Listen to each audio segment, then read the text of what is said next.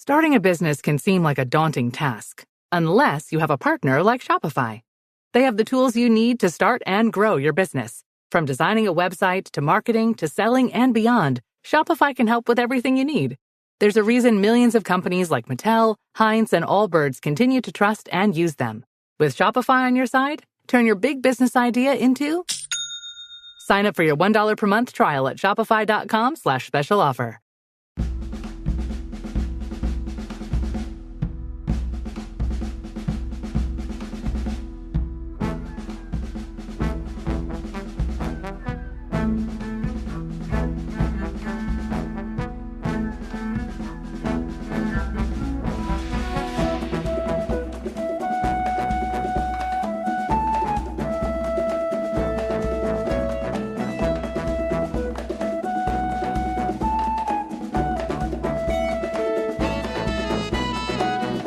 This is the One Piece Podcast, episode 878 for the week of Monday, July 28th, 2025.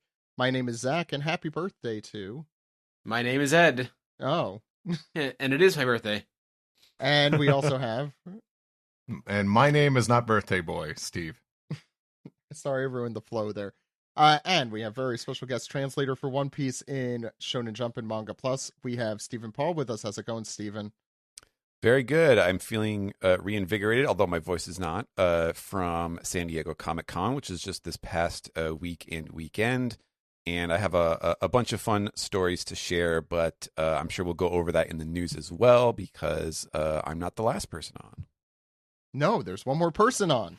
Josh McKenzie, storyboard artist and friend of the show. And surprise. Hello, bestie. Yes, you listener in particular. Josh, this makes like 4 episodes that you've been on in like the last month and a half or so that's pretty good. Yeah, I'm cramming them in. Mm-hmm. Yeah. Oh, so you're not it's too bad Mike Patton couldn't make it. You could have all the birthday buddies on with Flapper the Tontata. Yeah, unfortunately, the Tontata Flapper's not answering our calls. Yeah, I'm replacing Alex. He's too busy being a father, so... I was going to say, 6 more appearances, you get a free sub. But I'd rather have a Dom. Does it contain potassium benzoate? I realize I teed you up for that. I don't know, 6 more appearances, and you just got the job. You're one of the new Alex. Anyway, on today's show, we're going to be going through the SBS for volume 112. What's the title of that one, Stephen? The Harley. The Harley. Vroom. Yeah, Zadi Davidson. That's the name. It's a Frankie of it? joke. That's weird. What was the was that the thing from Strong World? Yes. Yeah. Anyway, before we get into so that's why Frankie saw it. Before we get into a Strong World discussion, which will come later, first I want to hear about San Diego Comic-Con, Stephen, with what's left of your voice for the next 4 hours. Yeah, no, it was fun. I did have a panel on Saturday, which was a Kodansha sponsored, like it was sort of like manga for librarians / educators. So it was just sort of like, here's a bunch of series that have certain kind of educational aspects to them, whether that's history or cultural, like science. Well, science, yeah, the arts, stuff like that. And Akane Banashi. I did name drop Akane Banashi because someone did bring up Descending Stories, which is of course very, very popular Rakugo series, and stuff like that. So that was a lot of fun. I talked about Vinland Saga. I remember that show came out shortly after I moved back to Chicago, 2017, I think. Yeah, that's about right. Yeah, it was a little while ago, but it's a very good story. Yes, check very it out. Good series. Yeah. And I had a lot of fun. It was I guess I would say, what was it? Like the Simpsons joke about Fox becoming a channel for hardcore pornography. I really didn't realize how gradually San Diego Comic-Con turned into a toy convention, because it's pretty much just like 2/3 toys right now. And you say they were celebrating the 30th anniversary of Gundam Wing? Yes, we did. Well, I'll get to that in a second. But yeah, the toys. It's kind of like we're back in the cola wars, where you can either have Coke. It's either Coke or Pepsi. You can have your choice. Now you can have Funko or you can have Labubu. And that was everything. Oh man! Which Ninja Turtle toys are you collecting? The demon from The Exorcist. Are you gonna get the Super 7 TMNT toys, or are you getting the Playmates ones? Steve, when was the last? Sorry, maybe I missed you saying this. When was the last time you went to San Diego?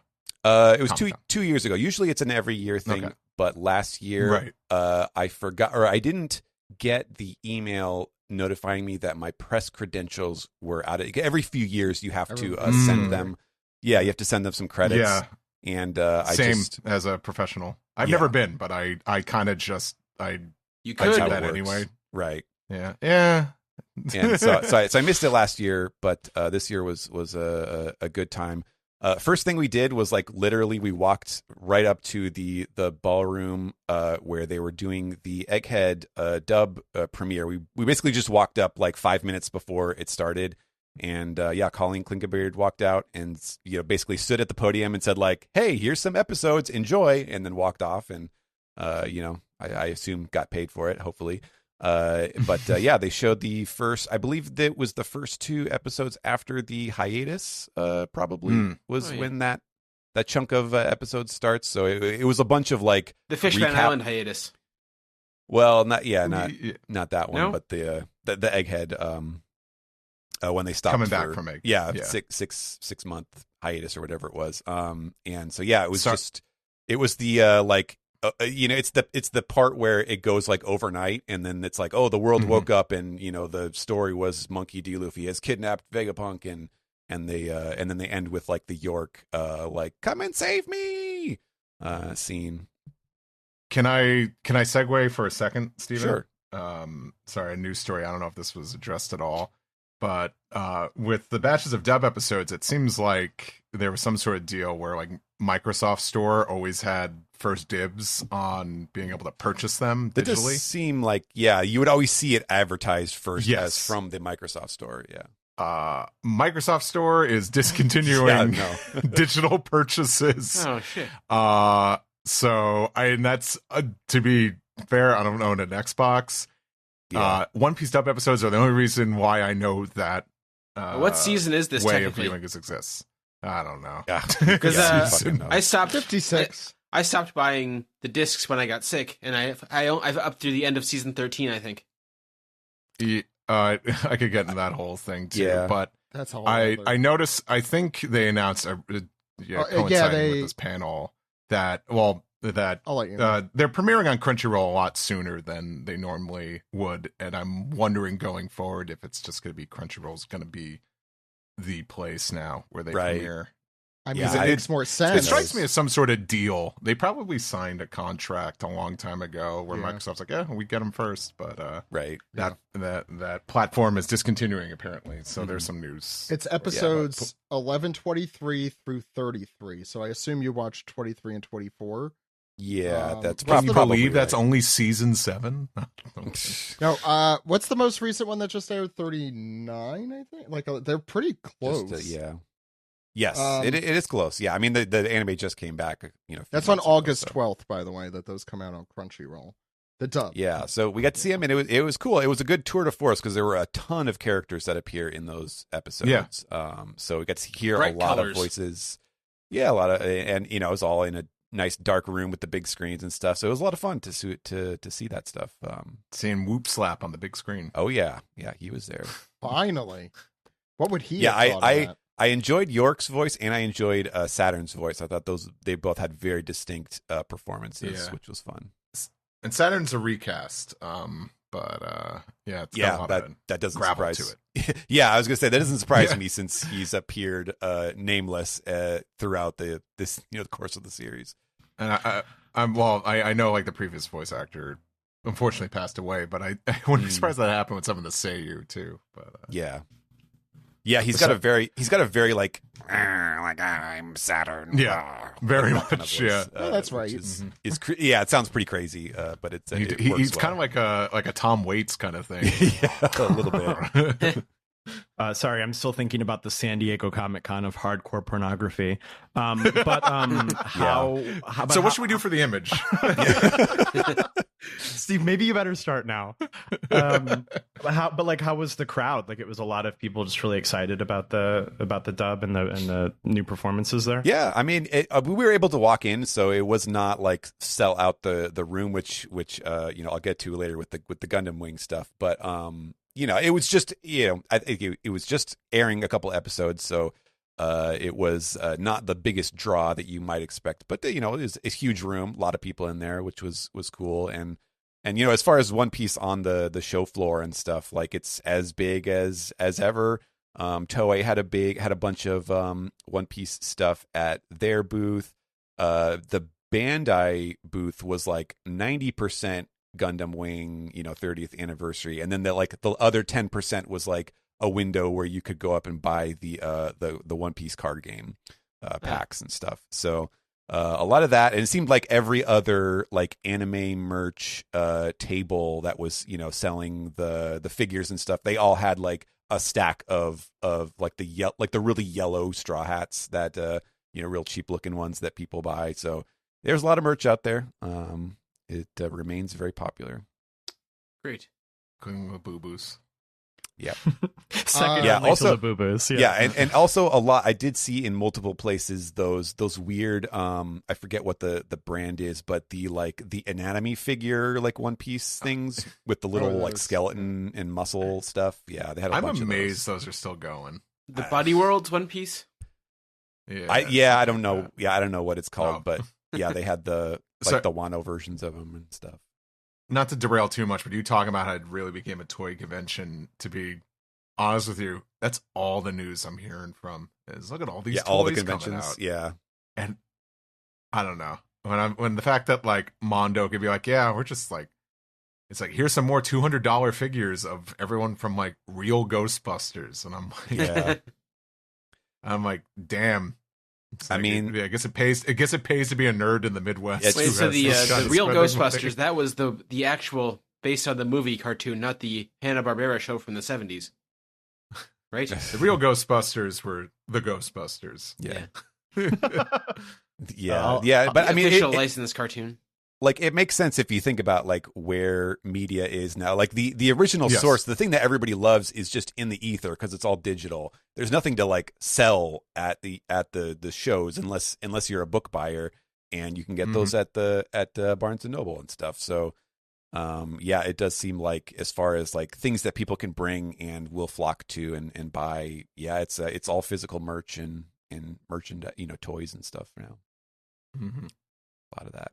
Any other San Diego Comic-Con anecdotes? Yeah, we tried to get into the Gundam Wing 30th anniversary panel, and that was like completely, we were like they could have filled the room twice over basically, and it was a large. That's crazy. It was a large room, yeah, but they were giving out tons of stuff too. Like it was. All right, stop. Relena time. It was I know this is kind of a dirty like marketing word, but like the activation that they were doing for Gundam Wing was insane. It was just everywhere was giveaways. You're right, I don't like that word. Yeah, I wasn't familiar with the term when you told us. But they had lots of giveaways and stuff. But they did announce that Endless Waltz will be getting a 4K remaster, and they will be in theaters. So you know what that means. Cool. Coming later this year, 4K remaster of Endless Schmaltz. Steve gets a word. After the hardcore pornography episode, right? You could take Steve out of the podcast, but you can't take the schmaltz out of Steve. The podcast out of the Steve. The schmaltz out of Steve. Yeah, like Gundam Wing news is news for us because it's basically that's basically our stepchild. I'll say it is our stepchild. That video, I just want to say, or the 30th anniversary thing was incredible. That's all I have to say. That was really cool to see. I think as Jose said, wow, they could make it look like it was cell animated in the year 2025. One last thing, just because he was recently on the show, it was funny. I saw that Miles was posting from the show. So I was like, oh, he's around here somewhere. But I'd never actually seen him in person. And then like the last day that we were there, he just so happened to be sitting with like a group of people in the lounge. When we were eating our lunch, he was like 15 feet away, and we were going to get up and go back to the show floor and take off. And so I just it was like a drive by. Like I just walked up and was like, hey everybody, like, hey, how's it going? Just good luck to the other people he was with, and like he just turned around because he was facing the other way and had like the most bug-eyed look on his face. He's like, oh, I thought I recognized your voice. Oh my god. And amazing. And, I'm Stephen Paul, by the way. Yeah. I'm the Stephen Paul special guest. Right, and I just clapped him on the arm, like, "Hey, good to see you, Miles," and just like turned around and walked away. Wow, that's the most badass like thing I've ever heard. Yeah, I felt very cool just walking out. But well, for Gundam Wing, you could have also ripped up something of his and said, "I'll kill you." I'll kill you. Yeah, that would. That probably also would have gone over well. Yeah. God, what a great show! We should talk about it. Hey, Dorothy. Least convoluted Gundam series. Is that true? No. I think that was the joke. No, they're all pretty well, yeah. I guess they're not that convoluted. Anyways, that's enough. Yeah, that's enough about San Diego Comic-Con. Steven, take some vocal rest right now as I go through some other news. Steve, I don't know if we ever got to catch up on this story. I'm going to put you on the spot-ish in a second. Oh, boy. You went to the Dodgers game, but things didn't quite work out the way. Oh, yeah. Sorry. The saga has to conclude here. Yeah, I haven't been on since AX, I don't think. Just, obviously I wasn't going to be on during AX weekend and so forth. So yeah, if you're familiar with the saga, I think I saw someone in the Discord and said, cool, I can't wait to get the conclusion to like the story about Steve going to the baseball game. Well, now you're going to get it. This is just the story time episode of the One Piece podcast. It will be, telling our story. And Dodger Stadium is in the middle of fucking nowhere, Los Angeles County. It's not close to anything. I would say it's in the middle of nowhere. Yeah, it's the middle of somewhere. There's always next to downtown. Everywhere, somewhere in Los Angeles. Sure. I think I will use. What episode are we doing today? What episode number is this? 878. 878.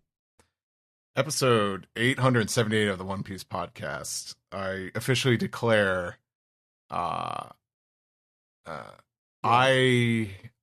hate the sport of baseball. What? Wow. America's pastime. Delaney, you can clip that and send it to Steve's dad. Yes. Delaney, send that to everybody's dad. I denounce. Wow, I just received a clip from Delaney. I denounce my family, my heritage. I walked through the one gate in Dodger City, actually one of two gates. Funny enough, to the right of the, if you paid more money, you get to enter the stadium quicker. Those two gates, those two lines, the only gates in all of Dodger Stadium that did not hand you a free Monkey D. Luffy Los Angeles bullshit. Dodgers leader card. And I look immediately to my right. Every other gate, they're just giving them. Yeah, I got my straw hat. Okay, thanks for the hat. But so I hate baseball. I think I hate baseball. Is that the transitive property? I don't see how this relates to each other. To do with baseball? No, baseball. It's all baseball's fault. It's baseball's fault. If anything, didn't you walk through the wrong gate? Like, shouldn't you have known? So earlier today, earlier today I said, Steve, why did you not simply ask somebody for a card? Thank you. Yeah. And he was like, oh no, you don't get it. Like it was like they were not friendly. Like it wasn't going to work out. And I'm like, they were not. Steve, they're like someone. The parking lot is dangerous. Look, Steve, as someone who's non-confrontational, you should have fucking asked someone. Oh yeah. Okay. Josh is right. They're not again. Here's the problem. It was not just like, poor Steve didn't get his card. Let's get him a card. I know. It was contentious. It was a contentious atmosphere already. You had scalpers. You had people trying to get more than one. You're just describing a baseball game. Those employees knew as soon as they're seen handing out a card to someone who had already entered the stadium, it'd be walking out to a bunch of pigeons in Central Park with just a handful of birdseed, and be like, I wonder what's going to happen. Yeah.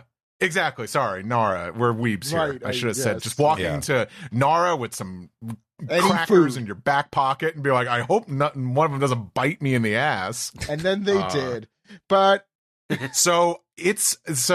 is it my fault for not badgering an employee who doesn't give a shit? It was their job to hand out the cards, honey. You had to ask. You're not badgering them. You're just going up and saying, "Excuse me, I did not receive a America's card." Pastime, the Los Angeles Dodgers.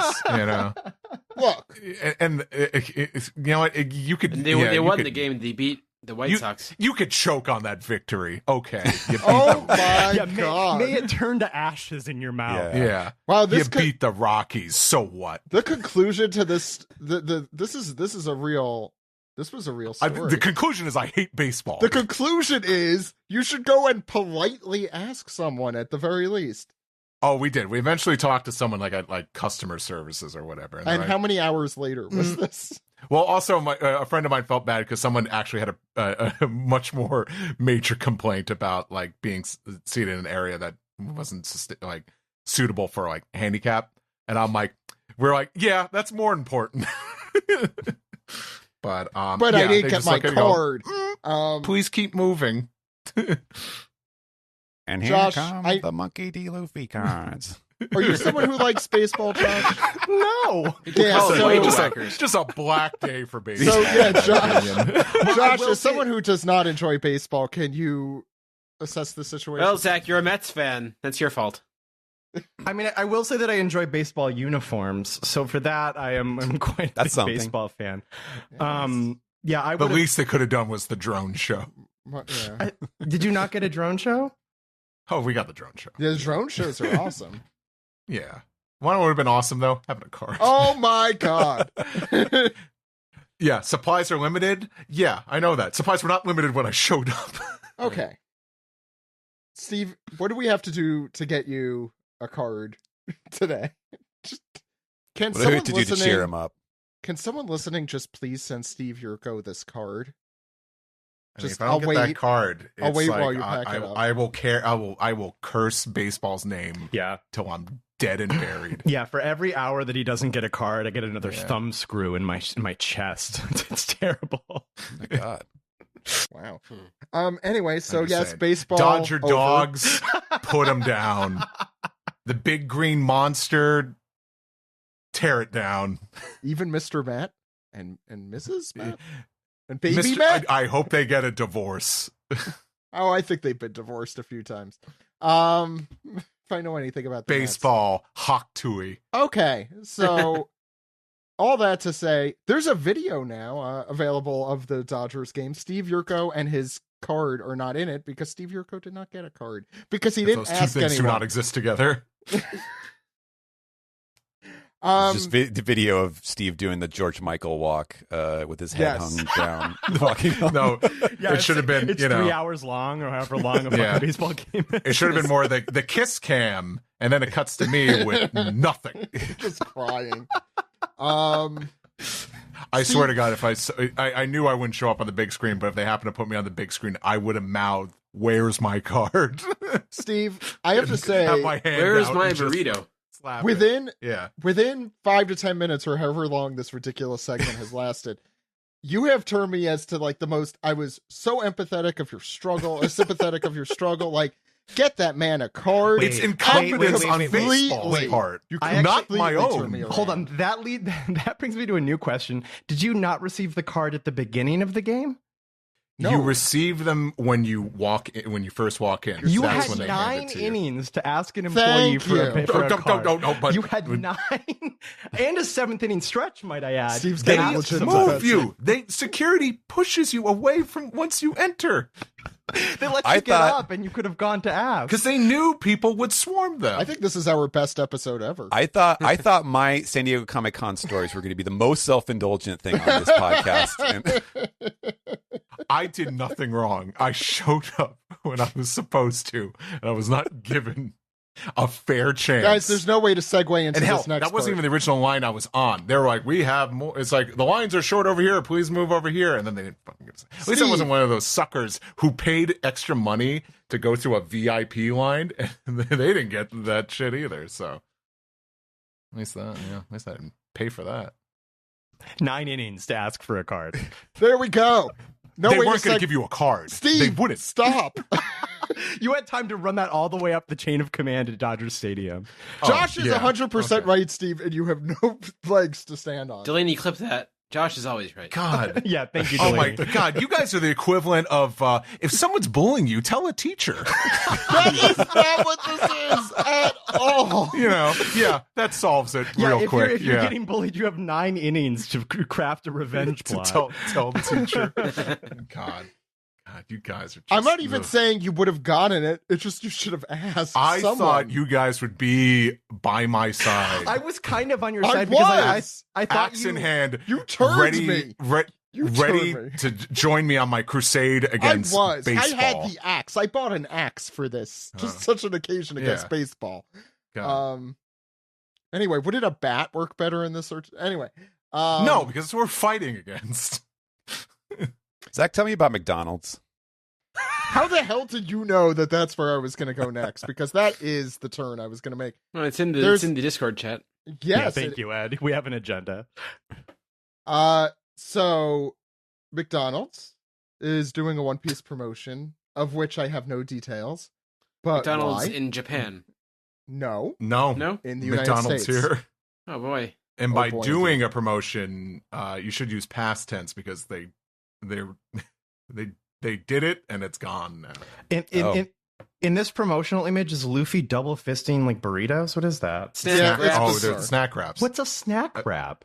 Apparently, they broke the internet. It's a McChicken patty and a tortilla.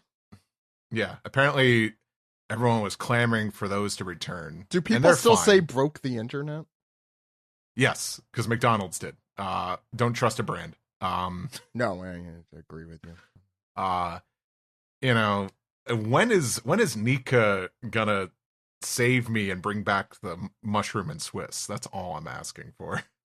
The Arch Deluxe. Nika, please liberate the McRib. Yeah, I mean, Steve, I hate to bring this up, but you work on Rick and Morty, the one place where you can bring something back. Yeah. I don't think that's happening. That's again. a great point. On that note, I think McDonald's has a restraining order. I was going to say, reasonably so. There's another collaboration happening. Again, no way to transition. Pokemon and One Piece. Pokemon and Shonen Jump. Yes, but we're the One Piece podcast, so we only care about... Remember when the physical Shonen Jump came with a Yu-Gi-Oh card? Oh yeah, the English magazine. Yep.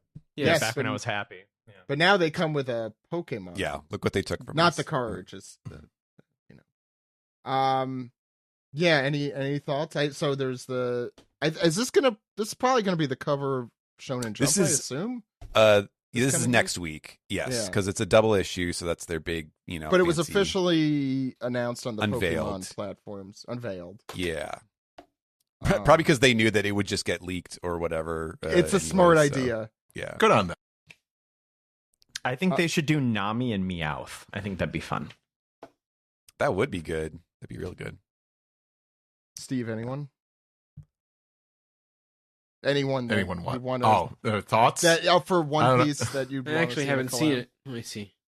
I think it's cool, but I don't know. I'm not like losing my mind over it. I'm like, oh yeah. I'm surprised.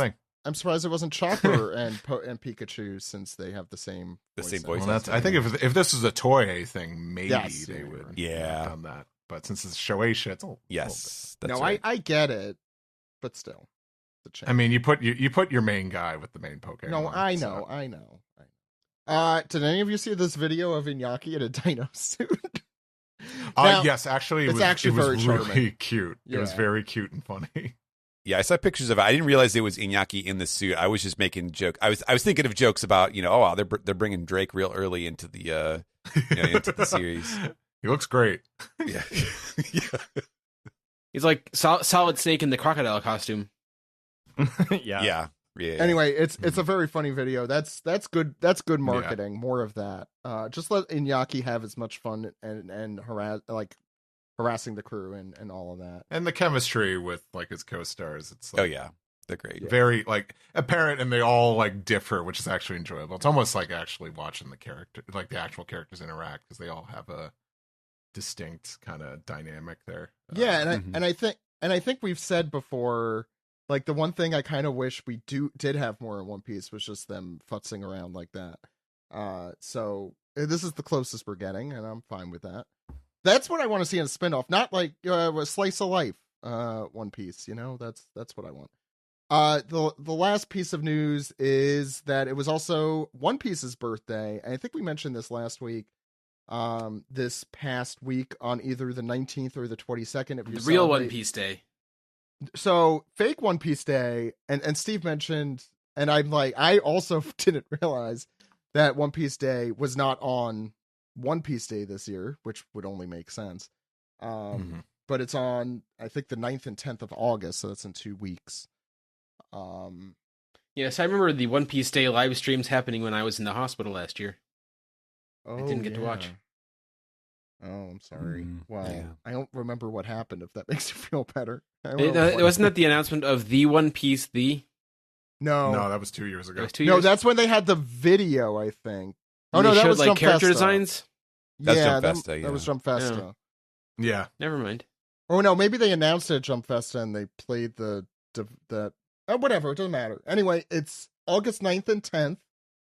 I think you have to get a ticket even to watch it online. Is that true? I think, really? Maybe. That sounds like Japan.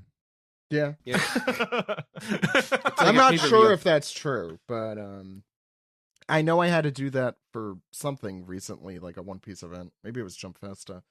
I don't think they've announced any of the specifics other than the voice actors for, not all of them. Nami, Usopp, Sanji, Chopper, Robin, Jinbei, Bonnie, and Kuma will be there. Bonnie, have we made that joke recently? Bonnie. They're doing, there's going to be a new booster pack there for card game fans. So Steve, get your ticket. You can't blame baseball for this one. What, my plane ticket? There are also going to be appearances by Kitadani, of course. The person doing the new ending, which, I forgot to mention, also big news, Chameleon Lime Whoopie Pie. That's the name of the artist. Chameleon Lime Whoopie Pie. Which, by the way, she had some really cool, she had her with a CRT television with Vegapunk on it, like a la what we're about to see in the story, which I thought was very cool to go along with it. There's, how the hell do you pronounce Muque? How would you pronounce that? Just Mukui. I like that. Mook, like a toque. There was an announcement that there was gonna be that the current opening would end, I believe, in 2 weeks. So within the next few weeks, which means I assume that we will also be getting a new opening to go along with this new ending.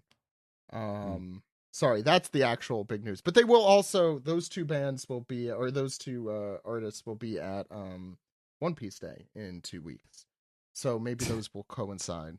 Toei is just Andy from Toy Story. It's like dropping the Kuma doll. I'm not interested in you anymore. Yeah. Well, to be fair, Oda kind of did that too at the end of that arc. Okay, fair. He's literally just like a rag doll for everything after that. That is true, basically. Which is annoying as hell to me. Anyway, I'm glad kind of people weren't really too hung up on the he should die. No, I'm yeah. I feel like Oda just completely forgot he existed, which is possible. Because where is he right now and what is he doing? He's just sitting there. Guys, did you forget me? Yeah. He's just lying on the deck of the Sunny. Yeah, smiling politely. That's what it is. Okay, any other news or anecdotes or reasons why self-indulgent stories? Grievances. Any grievances to file? Yeah. Okay, Steven, did we give you enough time to rest your voice is the question. No, but, that's not going to help me anyways. Okay. Let's talk. I like to talk about the differences between football and baseball. Let's talk about volume 112.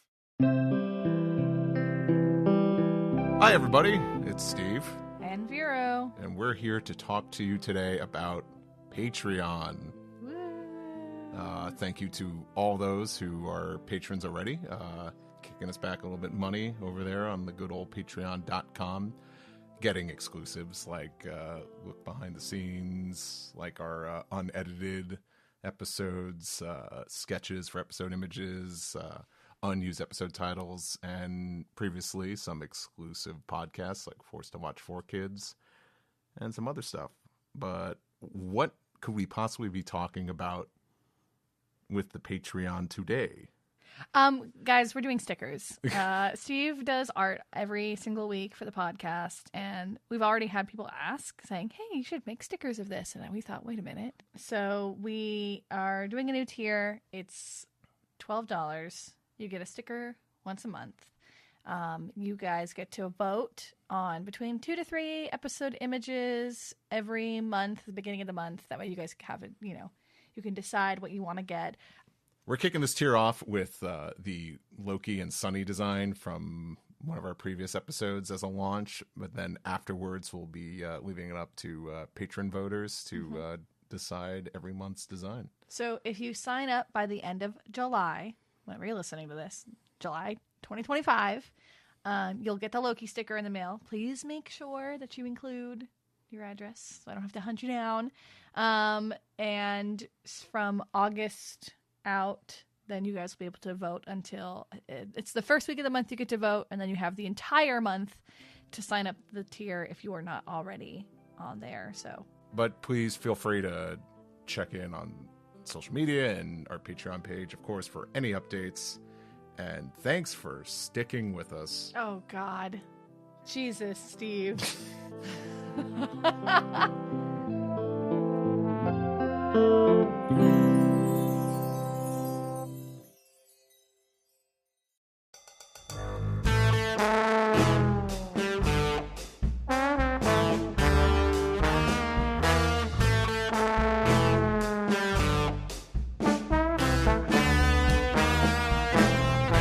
This is the manga recap for volume 112, The Harley. And Steven, what's going on the cover? I remember this one now. This is the one I thought it looked like they were getting flushed down a toilet.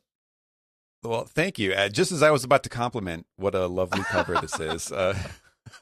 Just the way Luffy's arms are swirling that way. Yeah, it is true. Yeah. Now, which hemisphere is this taking place in? Which direction is it flushed? Southern hemisphere, clockwise. No, this is north. It's counterclockwise. Isn't this counterclockwise the way he's spinning? Well, we should call Australia and ask which direction their Luffy spins. I want to call the disputed zone. Tobias. Rand McNally. Sorry, yeah, I just watched that one. It's in my head. Go ahead. I do love this one. This definitely puts to shame the that one cover where like Luffy and Dory and Brogy were like the same size on the cover, and they looked like they were all the same. Yeah, same proportions. This one definitely sells the image of the giants, and it has this fun, like it looks like a poster from what's the guy, the 80s, John Hughes. Is that right? John Hughes poster? Like a Brat Pack sort of. They're all laying back on the bed, laughing at the camera. Exactly, yeah, something like that. Just the new giant pirates with Hyruden and his buddies and Saul, and Robin is there, and of course Luffy's in the middle. I never knew Robin was on this poster till looking at it now. I'm not sure whose cloak that is. That's very blue. Is that Oimo? No, that's not Oimo. That's Goldberg. That's the sky. Goldberg? But Goldberg has the bright blue one. Goldberg. But the blue in the background, that's just the background. Yeah, that's just this guy. Yeah. But anything. I like it. Steve, did you give your thoughts on this cover? Because he's been away. Away a bunch of the last few weeks. Yeah, I know. Yeah, I guess you guys were alluding to some of the previous sketches for this. I don't remember them off the top of my head, but I like this one. I think because it's a little bit of a different format. It's characters interacting with each other, not just being placed into position. And I like the colors. A lot of yellows, oranges, and blues. It's very warm. Even the pink on Gerd is this hot pink. Oh yeah, it's Oda. It's just a very. Well, what does that mean? No, that Oda just really likes lots of bright colors. Isn't that? But the pink is like highlighter pink. Yes, it is. Yeah. I'm gonna take your word for that one.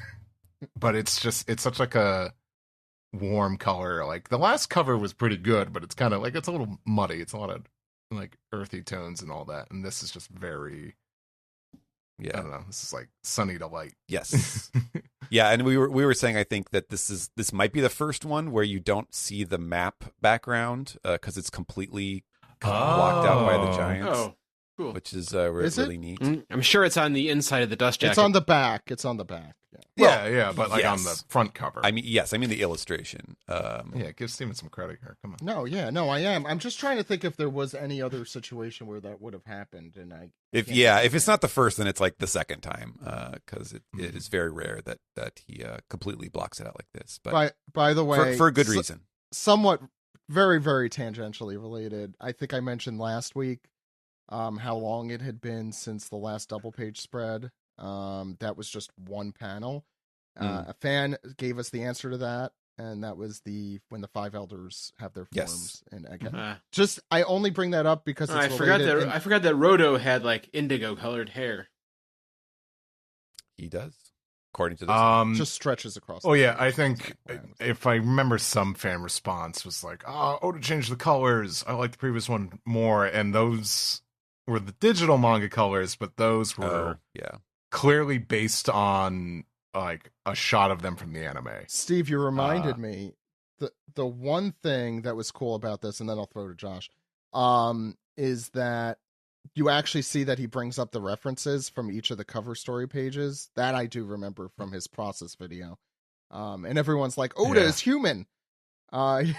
Big he decided then and there. I'm big if true. Yeah. I will defend Oda here, and I like these colors way more. One Piece is colorful. I don't mind that. They're way more vibrant. I'd rather see that, to be honest. Let the man color. Yeah. Let him Except color. For Kuma and orange never worked. I'm sorry. Oda was wrong. Okay. Just because I have no object permanence, who is this between Harden and Goldberg? Who's that guy? That's Stanson. He was he was in the slave auction at Shabadi. Yes. Yeah, in fact, we'll see, because there's one of the SBSs will be going over the details of this giant crew. So great. We'll even see him. Yeah, I feel like Stanson's had the least to do. Yeah, I'm I remember the slave auction from Shabadi. He was hanging out in the paddock with Really. That's right. Good vibes. Paddock. Yeah, two legends introduced at the same time. So the undercover here, where we look to find Panda Man, is not too hard to find. It is Panda Bin, Panda Robin. He has replaced Robin's head with Panda Man's and replaced nothing else. So Panda Man does retain the luscious physical properties of Robin. Yeah, Panda Man Big Naturals on the cover of them. Do I have to write that down? Yeah, I think. Yes, it goes great with our San Diego hardcore, hardcore pornography. Am I wrong, or do I feel like that Panda Man is often over Robin? I feel like that happens a lot. It's definitely happened before. Another fun side effect of this is that the spine image that they pulled from the cover to go on the spine of the volume is it's like a two-parter. It's Saul. It's like a shot of Saul's face with Robin leaning over him, and then the lower part is like close up of Robin. And so on the underside, it is the same thing. It is like both the with the Panda Man face on both images, which is kind of funny. That's super funny. Cool. Yeah. That's neat. And our author comment this week is a real simple one. It's just a very weird looking shrimp. Yeah, it's a very dark illustration of a shrimp against like a black velvet background almost. And his comment is it just me, or do are shrimps like humpbacked, or in Japanese it is cat-backed, which is a Japanese term. That's very like, good, actually. If you have a hunchback or a big curve in your back, like a scoliosis type of thing, it is said to be a cat back, and that was actually a joke. I learned that for the first time back in the Syrup Village arc, because that's what is that? That's what Usopp says when like Zoro cuts through Sham's like chest, and then he reveals that like he's actually just hunched over, and so like all of the front of his shirt is just like empty space because his back is curved. So yeah, it's called a cat back in Japanese. And then begin. I don't know. I find the shrimp very unsettling to look at. It's creepy. Yeah, it's a very delicious bugs. Yes, the bugs of the sea. I feel like there's already such like a connection between cats and shrimp. I mean, oftentimes when cats lay down and sleep, we refer to them as shrimps or shrimping. Yeah. Mm-hmm. I think maybe there's a missing link between the two species. Someone should do some research. Not me. Yeah, it's like crabs. On a long enough evolutionary scale, everything turns to shrimp. No, I like that. I think that's very if in English you were to call somebody cat-backed, it'd be very like, meow, like very like very, very lithe, very sensual. That's not so in Japanese. Mm-hmm. How Stella got her cat back. No, that means something else, Steve. Our inside cover is this illustration from, I think this is a Jump cover probably, of Luffy and Zoro kind of getting raring to fight. Zoro with that stupid guy, with his basketball goggles on. Stupid. Yeah, that's I don't care what that's you fun. say, Josh. And I do love, I included in the images that I took for everyone else to see. So if you have owned the volumes, you probably know by now that when you see the table of contents, it's always on the right page when you open the two pages, and the left page therefore is always like the first page of the chapter. It's always what's the cover story this time. However, because this volume starts with a color spread, that has to go over 2 pages, so there's nothing to show for the first page. And sometimes he'll just put in like a weird little illustration or something that says like, here, volume 112 is going to start here. Instead, this time he just threw in a full page reproduction of a color image of Loki, like tongue out belly pose. Yeah, tongue out slut style, just like literally doing his like come hither face here. It's a choice to confront the reader with. Yeah, Oda's like, here, take my impossibly horny drawing of Loki. Let this guide you through the volume. If he didn't have his face wrapped, he'd be making bedroom eyes. Yeah, totally. Yeah. That's we'll see that at some point in this arc, I'm sure. Or red room eyes. I don't know. I guess that kind of doesn't really Delaney, leave that in the edit.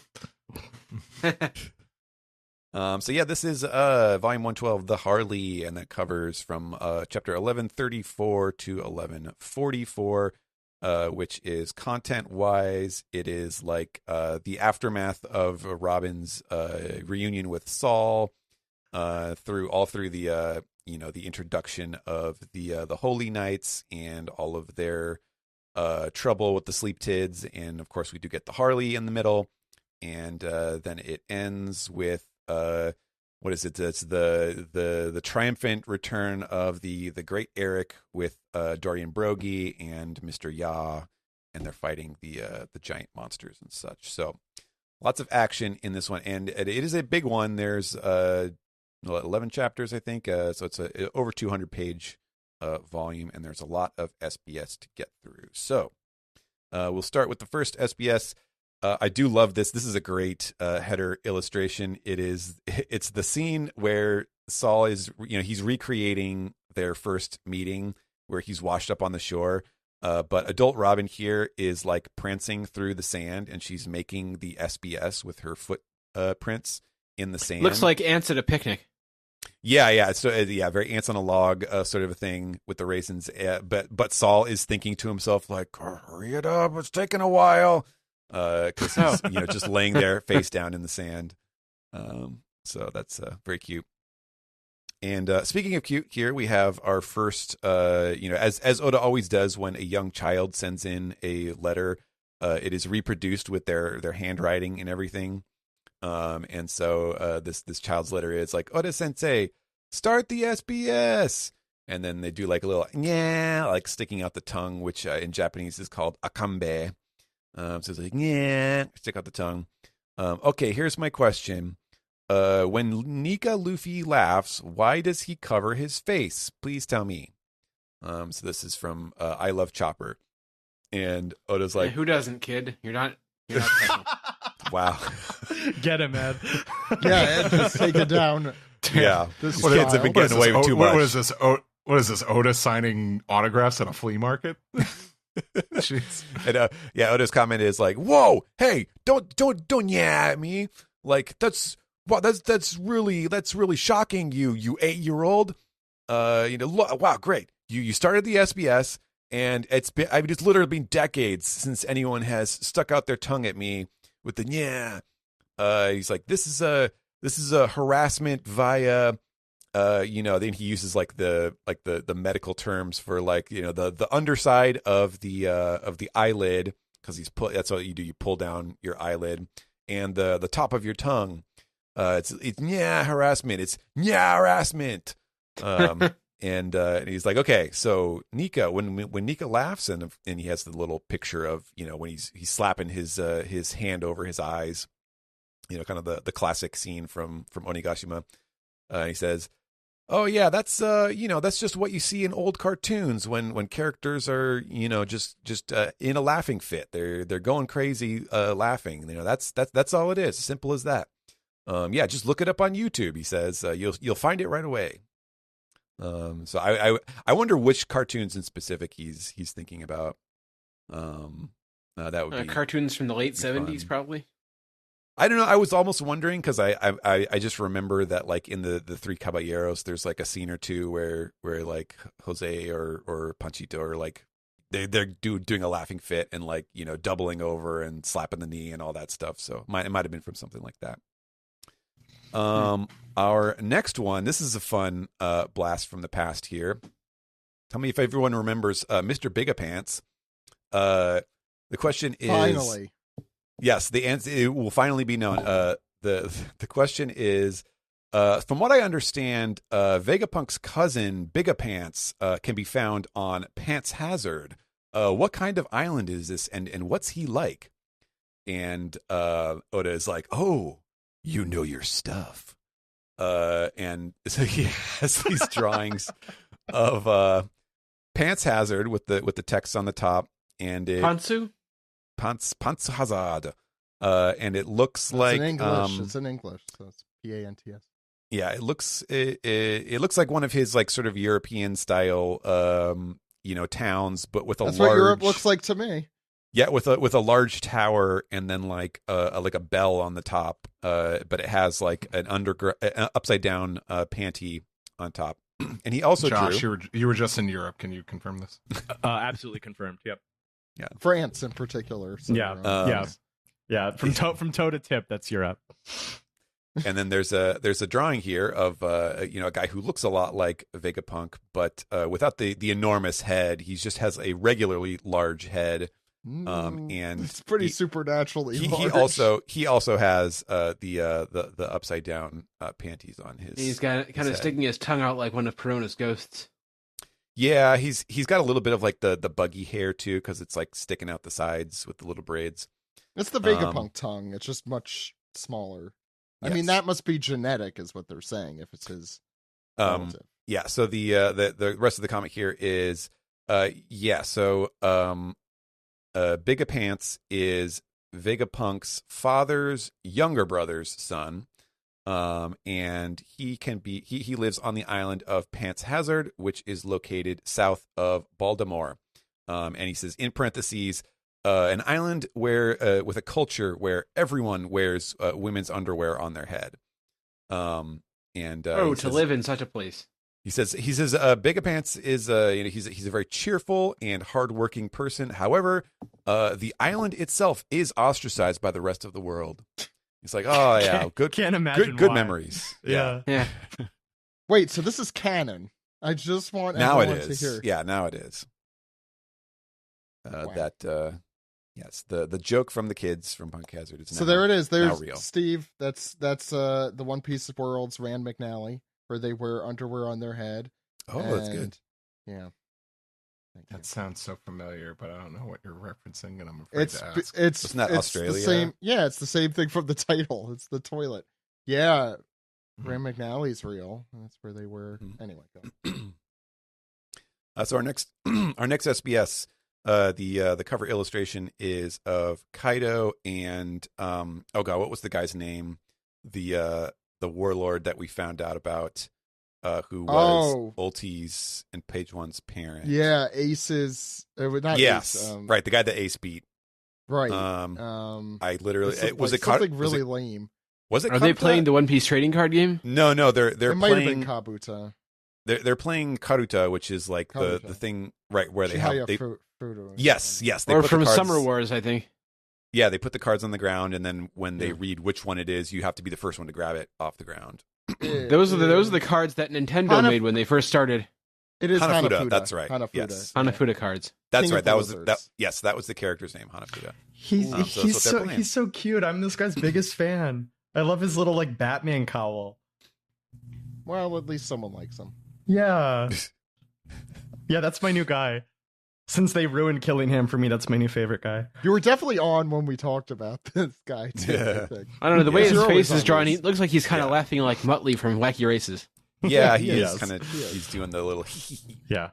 So the first comment here is from a kid who says, "Hey, hello, Oda Sensei. I'm a boy. I'm just about to start my first year of middle school, and I have a question for you. I'm really into One Piece right now. I love Kizaru.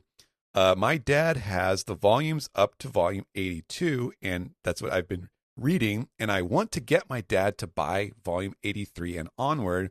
Do you have a strategy I could use to convince him? Please teach me.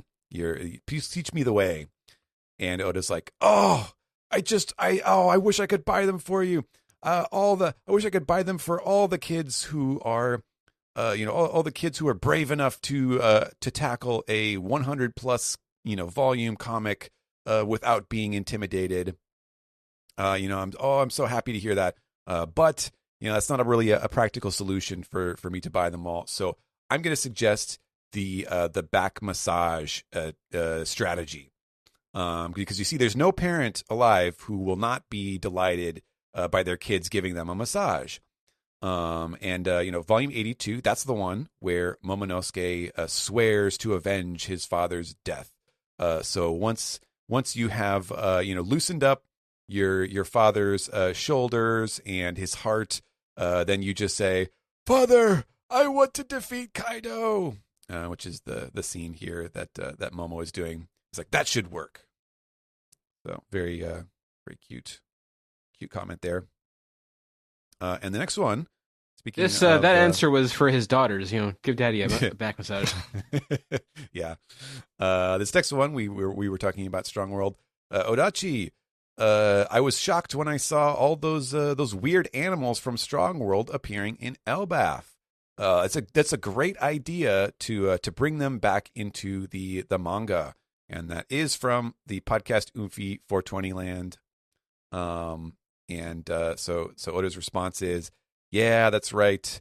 I did, I designed a bunch of animals for the movie, and they are showing up in Elbaf. And now the reason for this is because it saved me the trouble from thinking. I mean, no. I mean, sorry, excuse me. I meant, those animals were, they evolved to be that way in a world where strength is everything. So that was the theme of that in the movie, and it's kind of the setting for Elbaf. So if I reuse them, it's a lot easier than excuse me. I just figured that would be the same case for the kingdom of warriors. So I used them again, and it's definitely not because I was trying to save time and trouble.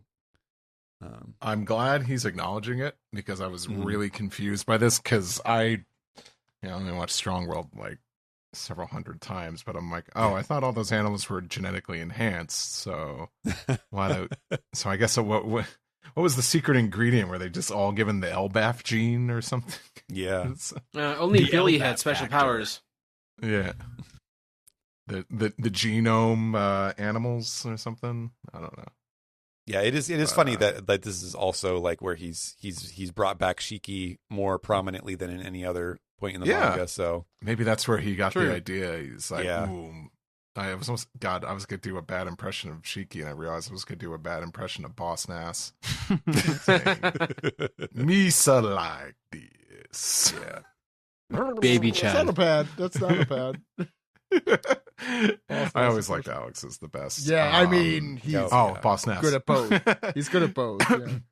To be fair, the designs from this movie really kicked ass, and would hate to see those kind of just only exist within that.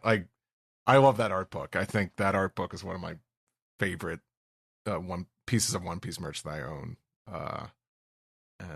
I don't think you've showed me that. You've never seen it? I don't know. Damn, son. All right, well, I'm booking an appointment to view the work. Get some tea and some rice crackers, and we're gonna have ourselves a little. You think it opens the wrong way, like it's a vertical? No. It's horizontal. It's just wide. It's a very wide book. So. Yes, short and wide. Cool. Many have said this. And be careful what you say. Josh is here. I did include.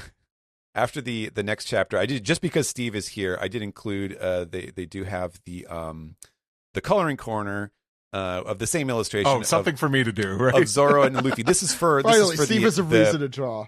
This is for the illustrators of the One Piece podcast to practice your color schemes for all of these outfits that Oda has not colored yet. When you do the we've seen the colors for these guys by now. Yes, we have. Yeah.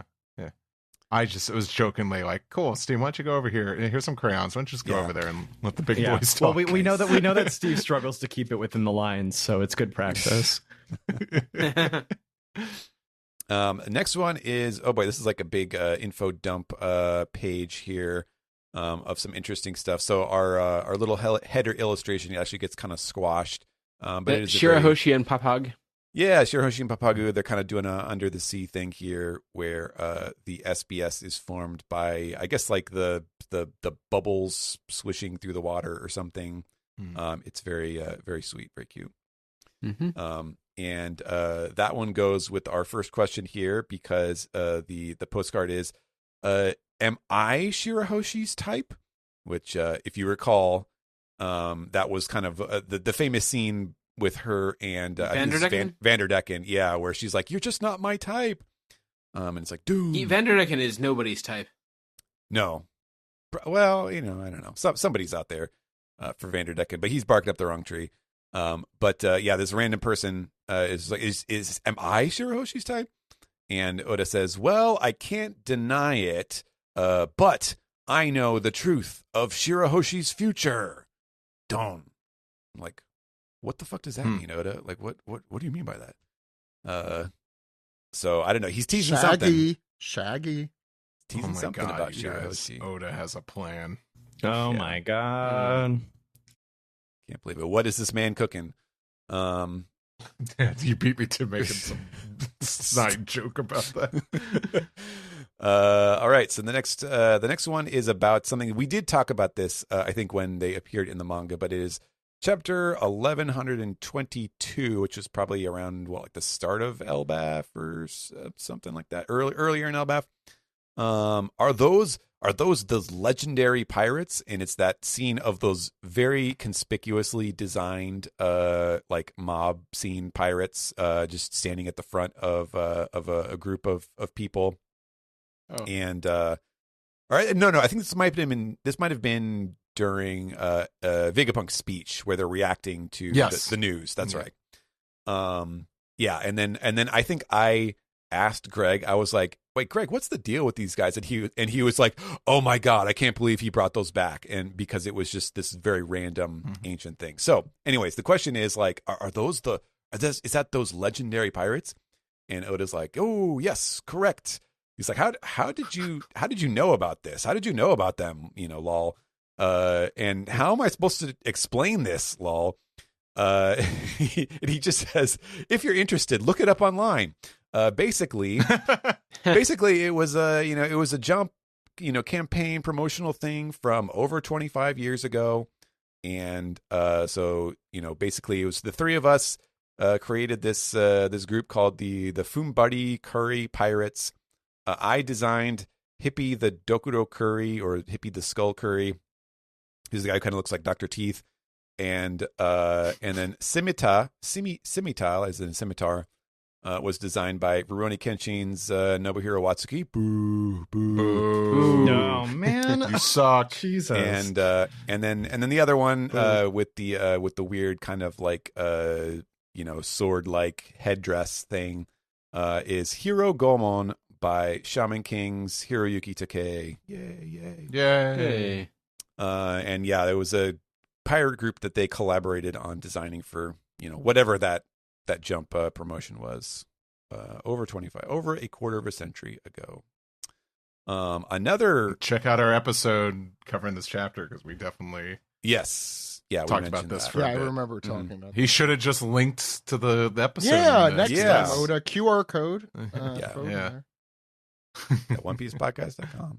And the next one, this one I did not know. But so in chapter 1096 is the man in sunglasses that you see kind of the shadowy figure. Is that Gil Buster? And you too might know who Gil Buster is if you have bought the newly released English edition of Wanted, Eiichiro Oda before One Piece. And Oda says yes. This is the hidden character, secret character hour. Gil Buster is the protagonist of a manga that I drew when I was 17. How did you recognize him? Basically, the Gil Buster, he appears in volume 108, chapter 1096. I guess he's part of the the roundup of the Rocks Pirates. And he says the Gil Buster from the Rocks Pirates here, his body also appears in Thriller Bark as part of Gecko Moria's zombie army in chapter 450. So he has that panel as well with the guns. Cool. And he's like, and this is the kind of stuff that you don't need to know anything about. You don't need to know us because they are not important. Sure, Oda. I'm sure this isn't the key to finding out what the One Piece is. Yeah. Let's see. Oh gosh, and this is the thing that I made a mental note. I was like, I need to look up to remember what we called this in the Viz version. We have a question. I could look it up if you haven't. Popping eyeballs. So this is in the volume 28 SBS. That's all I know. So I'll get to it. I'll be right back. How many Gomu Gomus does he do the eyeball stretch? Exactly. Yeah, that's exactly what this is. Oh boy. This is why Luffy covers his eyes. Yeah. So in the SBS of volume 28, this reader writes, you said that the world record for eyes popping out was 18, and in the Japanese it's bikkuri shita na mo, which is like 18, like, oh my god, you shocked me or you surprised me. I remember they mentioned that on an episode of Guinness World Records on TV back in the late 90s. Okay, I thought you were going to say Spring of Trivia was doing the how many Luffy eyeballs popped out. But yeah, so I found it. Do you want me to read it? Found it. Yes, please do. Because you're going to need to know this for when you translate anyway. Yo, Odachi. This is, by the way, page right before chapter 261, page 104 for Steven's reference later. Thank you. Yo, Odachi. I can't even do my homework when I think about this, so please hear me out. I don't remember in which volume's question... Oh, wow, this refers to another one.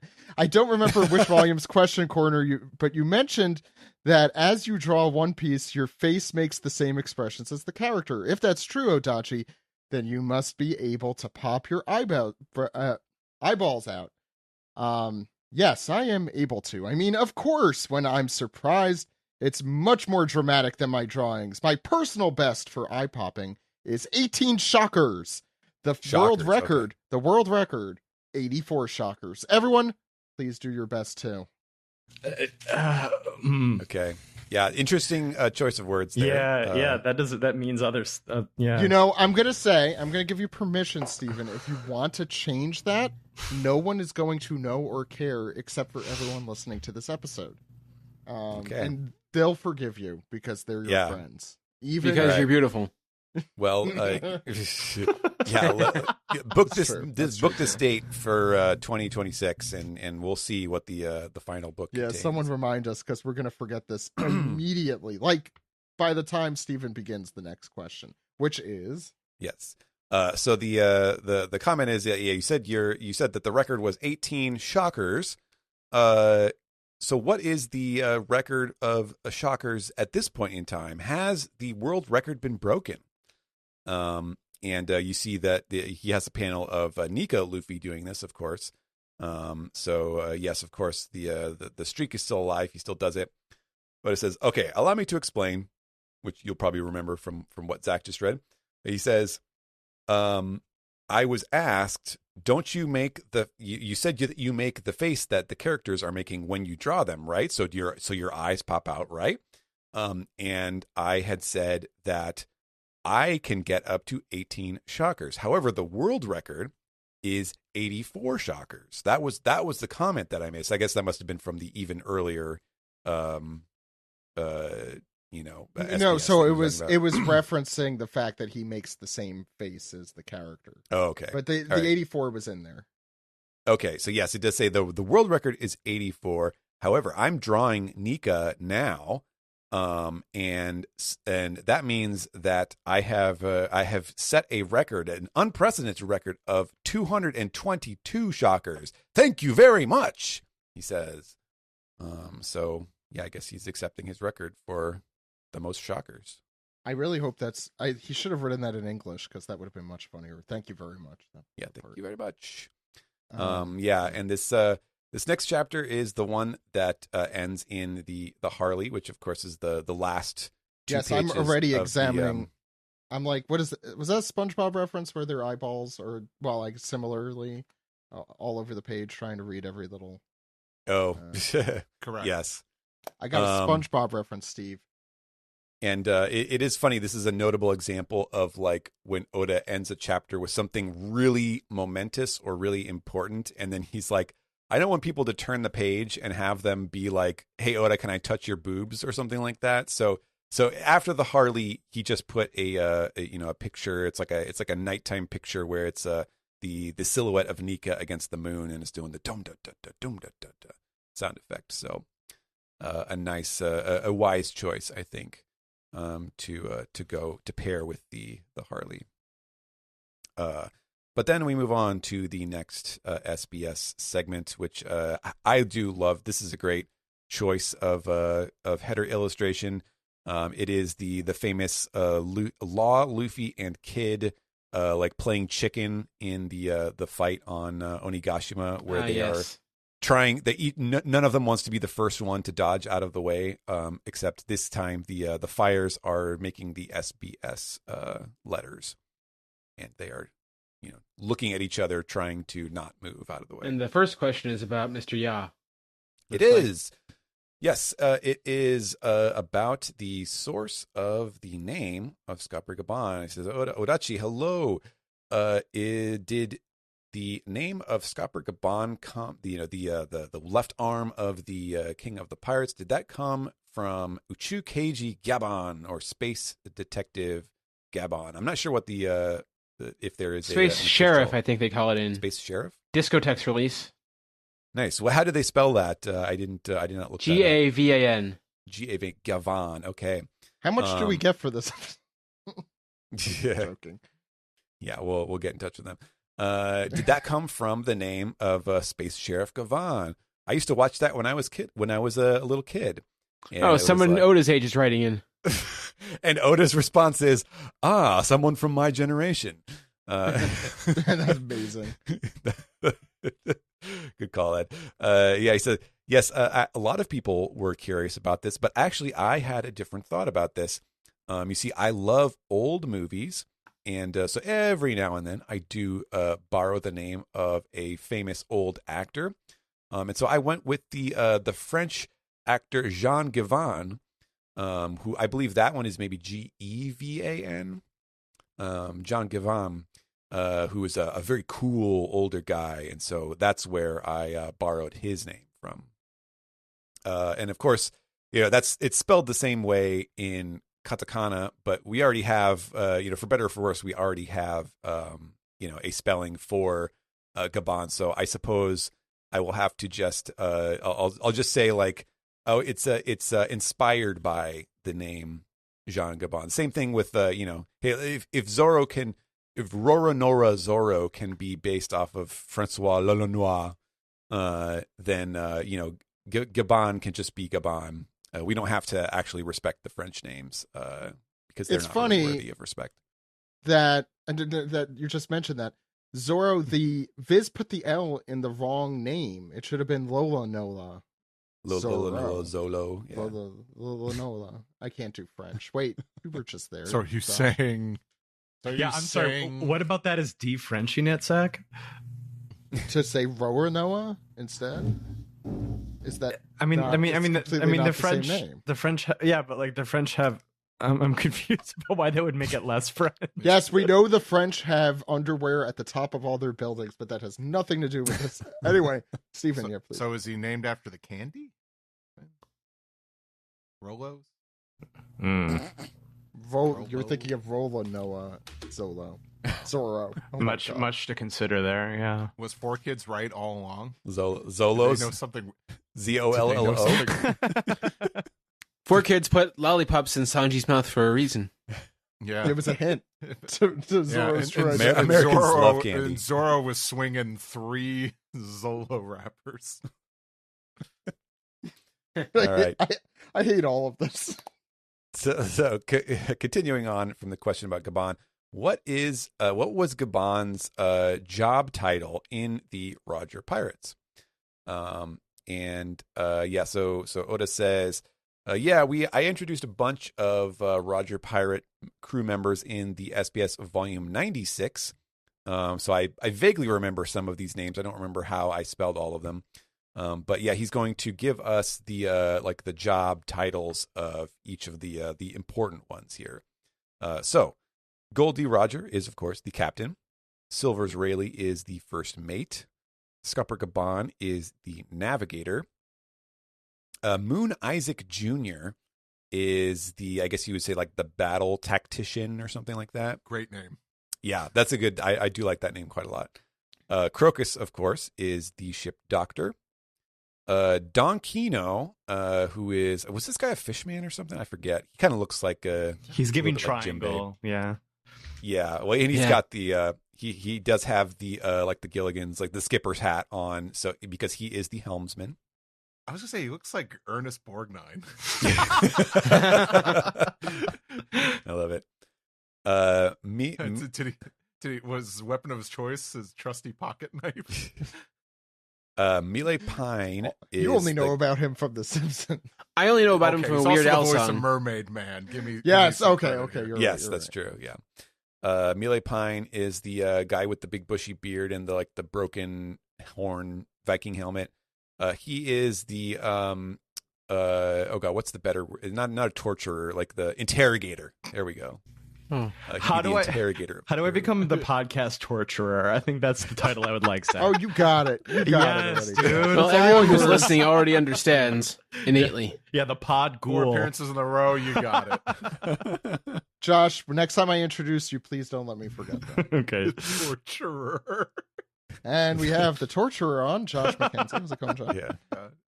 Josh, the torturer. McKenzie. Yeah, you've got to get like a Delaney. I need like a scream sound effect to go like a stock sound effect. Stop making her do extra. What about that one that just goes? What's the name of that anime? 'Tis Time for Torture podcast. That's what he's gonna say now. What is that? Some sort of isekai? I think I probably. So low wing is this weird. I don't know. He looks like it's a jack-o'-lantern man, or like a bender robot or something. It looks like Trapjaw from Masters of the Universe. It does. Yeah, right. He is the scholar of the crew. Scholar. Elio is the information agent or the info. I believe broker. those are Elio's pizza that you're thinking of.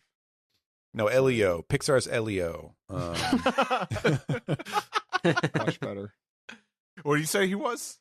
The info broker or the intel agent or something like that. Yeah, he writes down a lot of information. I guess that makes sense. That movie got rewritten like 3 times. So a biting commentary, Mr. Hollywood. Steve. Thank you. Yeah. Sorry, didn't see the movie. Yeah, you're the problem. That's why they're. Oh, that's right. Yeah. I'm going to be honest. I gotta support Pixar. They might not be around. I'm going to be honest. Didn't even know that was a movie that came out. So this past me. Zach, we literally had that conversation like 12 hours ago at the movies. Yeah. To be fair, they didn't market it. So. Next is Spencer, the handsome one. He is the he is also like an intel scout or an agent or something like that. I guess he's or a spy maybe. So this guy with the sour face and the goatee and the hat. Yeah, the guy with the John Smith hat is Pitamu, who is the cannoneer of the crew. Then we have Jackson Berner, the musician, which is a great name also. That's a drag king name. That's incredible. Oh, that's good. Yeah. And he doesn't even get like a full picture. Yeah, he looks like that canker sister from Ed, Edd n Eddy, and he's got like with the hair. Yeah. And then I see what you mean. Lastly, we have Blue Marine, who is the shipwright. Good for him. Good name too. Yeah. So aside from how sexy Rayleigh is in this drawing, didn't Tom build Roger's ship? Yes, but he didn't maintain. Yeah, they still need a guy to maintain it. Yeah. Yes. So aside from how good Rayleigh looks here, I like this like lore that like I don't know, every pirate crew has like different people in not necessarily equivalent positions. I don't know, this has probably come up in volumes before. I just like that idea. Like there's guys. Yeah, Roger has like 3 guys to do Robin's job. Right. Well, yeah, because they didn't have Nico Robin. They had to get like 3 fucking losers to do her job. Yes. Yeah. So you have 3 sets of limbs, you know. But yeah, I just like that there are like positions on the Roger pirates that don't exist in like other present day pirate crews or whatever. I think that's fun. That's interesting. They might exist. We're in such a tiny little pirate crew. AI took all those jobs. I mean, I just like the idea that like not every pirate crew has the exact same positions. You know, I think that's makes it feel more alive to me. Every crew needs a musician. Not Roger. Definitely the Roger. You people that were championing Carrot as a crew member, you should have said she needs to be the gunner. Like who else is manning that cannon? Yeah. Carrot could do that. You got it, Mr. L. Continuing the forgotten establishment that Alex did, that she just sounds like Harley Quinn. Yeah. Thank you, Alex. She should have been the torturer of the Straw Hats. Yeah, the torturer. Absolutely. All right, the last one on this page is I love the atmosphere of the town in Elbaf. Did you base this off of any country in particular? And Oda says, I love to hear this because I spent a ton of time on the design of Elbaf. Thank you very much. And he says, yes, the model for Elbaf was, of course, I started with the base of the buildings from the time of the Vikings in Scandinavia. and then I kind of added my own extra, culture and landscape on top of that based on imagination. And he says he does point out they're using that awesome, gigantic spread of the time that we see the village in full for the first time. And he says this is the same village that you do see in volume 86, which I guess would have been Big Mom's childhood flashback. Right. But I drew it at the time. I was careful to obfuscate any details that would give away that you were that it was actually on the branches of a gigantic tree. So very cool. Oh yes, the retroactive. Oh yes, I definitely thought of that at the time.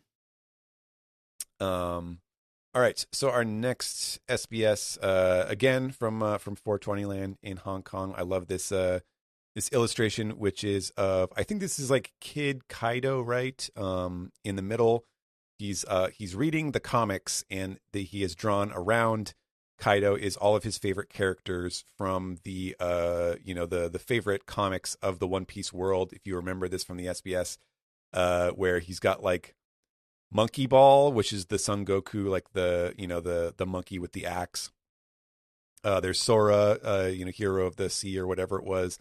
There's the Doraemon, like the Dorazilla or what, I forget what the name was of the the Godzilla Doraemon in the upper Who's left. this dog on fire?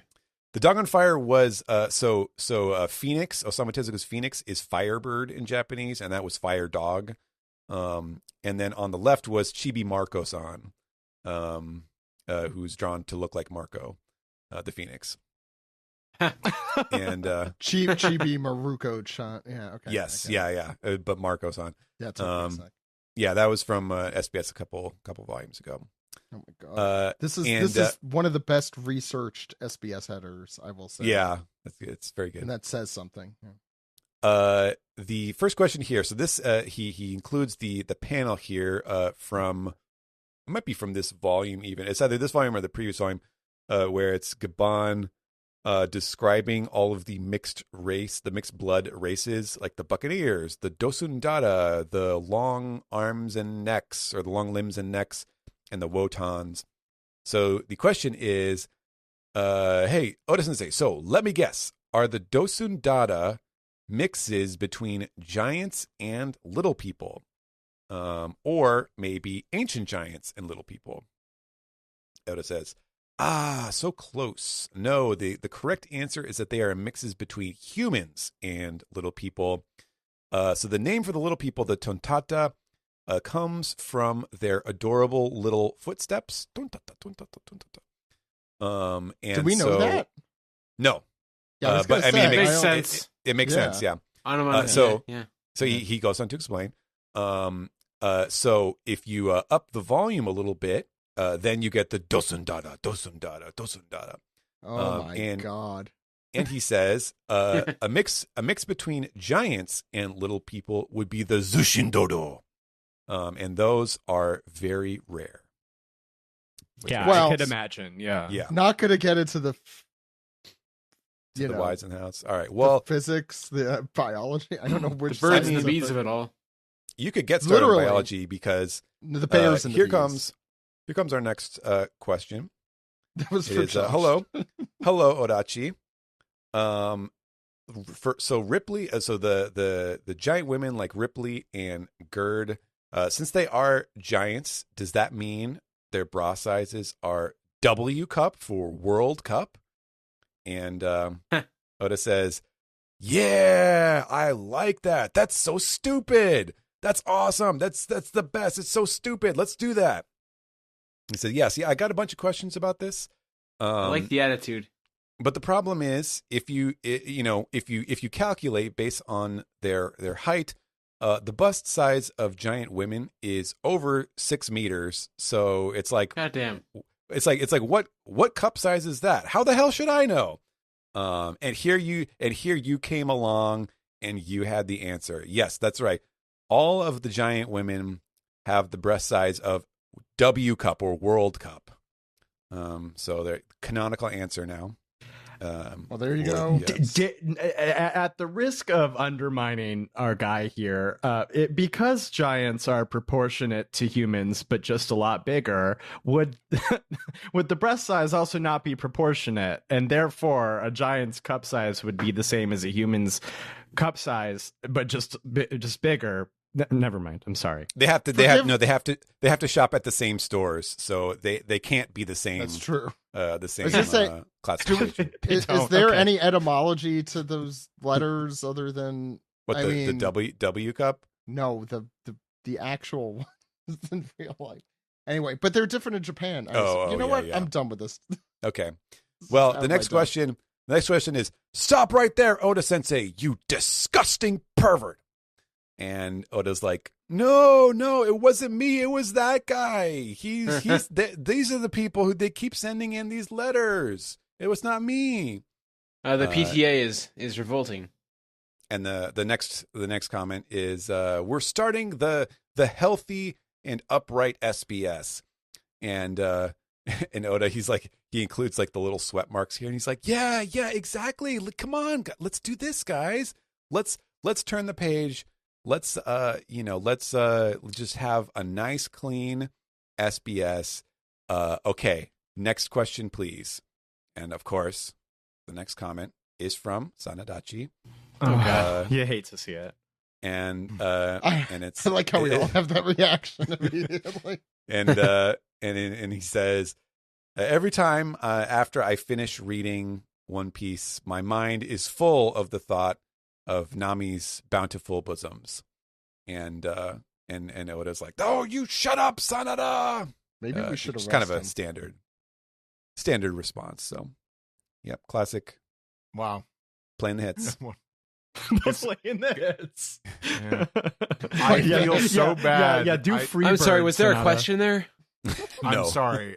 No, I don't think there was supposed to be. I now really do feel bad for the artist whose SBS header had to be squeezed to a smaller size, because this question just had to get in there. To be fair, that was a different page, right? That was a different page, yeah.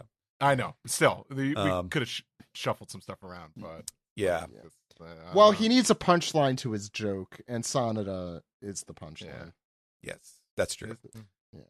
All right, so the next one, actually, Zach, go ahead and bust out your centimeter to feet and inches. Here I go. Thing, because we're gonna get the new Giants data, the new Giant Pirates data.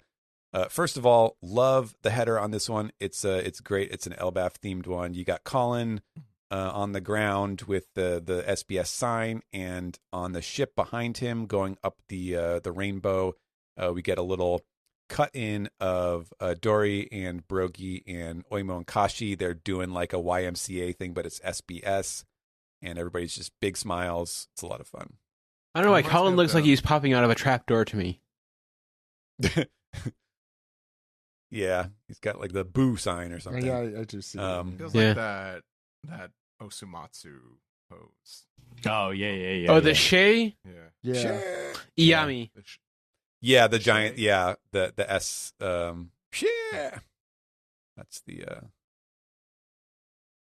That's the shtick. But so this one, the only question here is, hey, Odachi, I want to know the childhood. I want to see the childhood versions of Gerd and Goldberg, since we've seen some of them before. He says, I got a lot of questions about the childhood of the new giant pirates. So let's just go over everything. So we kind of get the profiles as well of the 5 members of the giant pirates, which is appropriate since they're on the cover of the volume. So I'll just go through them one by one. So we'll start with Hyridin. He is the captain of the crew. He is 2,200 centimeters tall, 22 meters, 72 feet and 2 inches. Nice. He is 81 years old, and his favorite food is meatballs. It's very, very, very Swedish of you. He's going to Giant IKEA. Yeah, same thought. Next is Stanson. He is the shipwright of the crew. His height is 1950. 63 feet and 11.7 inches. So you could say 64 feet, I guess. Yes, and he is also 81 years old. And his favorite food, actually, this is an unfamiliar term for me. Yasen meshi. What that maybe that's like military rations or something. That's what it sounds like. Yasen is like outdoor battle, and meshi is food. So I don't know. That might refer to a specific type of calorie mates. Yeah, there you go. Yeah, tree frogs. Gerd is the ship doctor. She is the shorty of the group at 1,700 centimeters, 17 meters. That is, 55 feet, 9 inches. And W cup, shrimp, as we've learned. Just like a cat. As we know. Yes. She is 75 years old. And her favorite foods are Hamburg steak, a.k.a. Salisbury steak, and macarons. And following that, we have Goldberg, who is the cook. He is 2,100 centimeters. 68 feet, just about 11 inches. And he is 63 years old. His favorite food is roast lamb. And finally, we have Roto, who is the navigator. He's the tall one, the tall, lanky one. He is 26. What was Goldberg's job again? The navigator. Goldberg? The cook. Goldberg is the cook. Goldberg is the cook. Yes. Roto is the navigator. Roto is 26 meters tall, 2,600. 85 feet, 3.5 inches. Damn. Gotta have that hand. He is also 63, and his favorite food is berry pie. And then we Slender Man over here. And then we get to see some different time periods of the Giants. The only one that we saw pre-time skip is Stanson, and so we get to see a picture of him from volume 51 at the auction house. His original design from Oda, and then 63 years ago, which was Lin's flashback, where we saw Kid Hyridin, Kid Stanson, and Kid Gerd. And then Kid Stanson had the same hat. Yes, that's how you recognize him, of course. If you have a thing, you don't stray from it. That's his identifying feature. To be fair, most manga and anime. For the 63 years ago, for Goldberg and Roto, instead of showing them, he just included the little panel from Lin's flashback where it's the random person in the crowd saying, "Oh, we're celebrating the recent birth of Loki in the castle and Roto and Goldberg from the village." So that's why they are 63, because they were literally born at the time of. So I guess you're the same age as Loki. Yeah, pretty much. I think Loki was born like a few months before, or a few weeks before, or something like that. Oh. But yeah, very very close in age. And then Oda drew some new pics of all of them as kids. Around the same age, and you can kind of see their relative sizes to one another. Gerd looks like the protagonist of her own story here. Yeah. Yeah, well, I gotta say, she's got cute. the Nami face. These flat front-facing kid versions of these characters, it just, put the bus stop sign right next to them. It just looks like what, South Park? Park. Yeah. Pretty good. I love that some of them grow up to be like adults, like Harden and Stanson, and then like Goldberg just gets like proportionate transform tools up to be like an adult. I prefer they all keep their kid versions. I'm going to be honest. They're fun. They're much more fun designs. They were cuter then. They're fun. Yeah. I mean, I guess the adults are okay. But. And then we have one final SBS segment that has Gunko here. Yeah, cool header with Gunko, and she's using her arrow powers to draw the SBS. Very very stylishly done. It's doing that like Moebius strip thing where you can see the front and the back as it kind of turns around in midair and stuff. So cool design. And the first question is the one that we all wanted to know. Odachi, why is Gunko just walking around in her panties? And I've been saying this for a long time. We have all been saying this, and Oda's like, okay, look, everybody was giving me questions. Yeah, panties this, panties that. He's like, yes, okay, that is panties, but it's not like this from the guy who made up Pants Hazard. if you say it like that, then it sounds like Gunko's a pervert, but it's not. Remember the outfits that Nami and Bonnie wore in Egghead? It's basically just it's a fashion style on Gunko's part. She just has the hem of her jacket pulled down lower. So if you think about it, she's actually less revealing than those other outfits, and that means it's okay. So, like, God, don't be so rude. I think it's the opposite, sir. So, yes, there's Oda's answer, I guess, or his excuse. If you think about it, they're actually tactical panties, and therefore there's no problems here. Yeah. Thanks, Kojima. Maybe you're the pervert. You're the pervert for noticing. This next one is kind of fun. It is okay. So if Imu's first person pronoun is mu, then Odachi's first person pronoun should be da. And Oda's like, oh my God, that's so funny. I didn't think about it that way, but I guess that's how it does work, huh? So there you go. Oda is da. Da, comrade. Who can prevent forest fires? You have selected mu, which is da, which is incorrect. The correct answer is mu. There it is. Meaning. Yeah, I made this joke the other week. Oh, sorry. I was going to say. That's why I wanted to name the episode "Only Moo Can Prevent Forest Fires." Oh, that's a good one. Damn, that's topical. Okay. I love this next comment. Oda-sensei, is the reason that the serialization of One Piece has stretched longer than you expected it to because Luffy's awakened powers are causing everything around it to stretch as well? And Oda's like, what? Oh crap! I didn't realize that. Damn you, Luffy! You'll pay for this. Da will never forgive you. I knew it was going to come back, and I was waiting. Yeah. Yeah. That's very good. Yeah. And then our last question is about Loki's. Shaggy?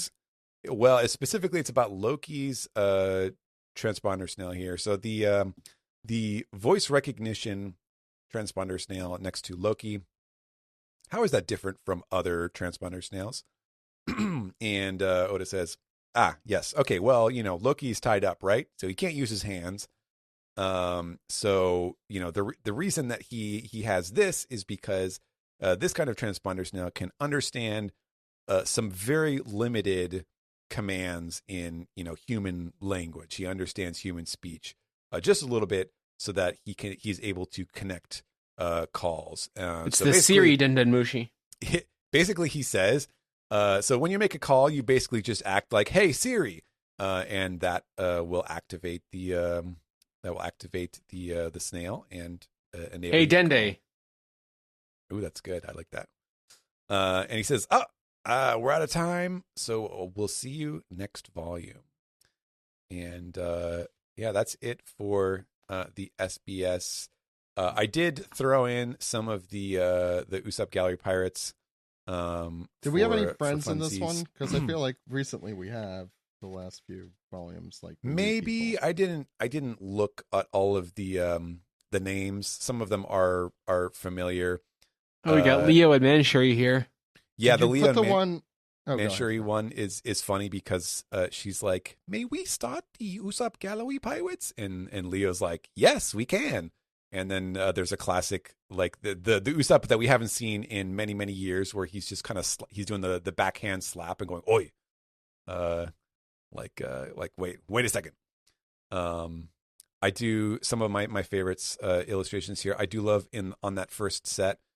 In the upper left, they drew the monster forms of the five elders in this very cutesy, like, I don't want to say Funko Pop, but it is kind of Funko coated. Yeah, those are Labubus, the Grand Line Labubus for sure. I don't know. I would buy those though. The five elder Labubus. See, they're supposed to have dead eyes, so it works out very well. Yeah. On the second set, I do like someone drew Kizaru doing the future Bonnie form, like the Nika Bonnie. So that's I have Kizaru's to say, future. just like adding Kizaru's face to inappropriate things is very funny and should be. Oh, is that Garp riding a Vespa? Let's see, where is the garbage? Yeah, in that previous set. Yeah, in the first spread there. Oh, yeah. Yeah, that's Yeah, he doesn't really it's fit. a fun one. What were the other ones? Oh, I really loved there's a thank you Mr. Yao and Frankie, where they drew Yao and Frankie making the same expression, which I thought was very, very sweet, very heartfelt. He will definitely. Oh my God. Missed. Speaking of baseball, the yes, the Nika baseball Luffy taking a pitch from facing the wrong direction. Yes, what facing is the wrong happening direction. There? The pitcher is Jupiter. Oh fuck. Right? Who is the no, that's no, it's Venus Juro. Venus Juro, yeah. Is standing on home plate as he winds up to pitch. Yeah, very weird one. Oh wow, someone made a Kuma Bani statue. That's really cool. Like an actual someone, statue. And a special bonus points to the person who took a picture of their cat wearing a felt Momonosuke dragon hat on the last set of illustrations. That was cool. That's so cute. Oh, I like this one here where someone has replaced Vegapunk's apple with other fruits. Yeah, that was a good. That's a good one too. That's in the second series. It's a grape and a melon. Yeah, a lineup of Vegapunks where they all have a different fruit on their head instead of the apple. Oh, I didn't even register that. Yeah. Oh, go ahead. I also I forget if I have mentioned this or if I'd seen this before, but there is a lengthy disclaimer on the first set of pages, which is sadly necessary, but you'll see why. It is. It says, like, first of all, basically it's kind of like laying down the rules. It's like, okay, first of all, we're not going to be able to to print or like we can only print things that aren't infringing on any third party properties or copyrights, because that people are sending in their like, oh, here's all the Straw Hats as like Doraemon characters or what. Yeah, exactly. So it's reminding people to do that. Also, all the Straw Hats as King of the Hill characters.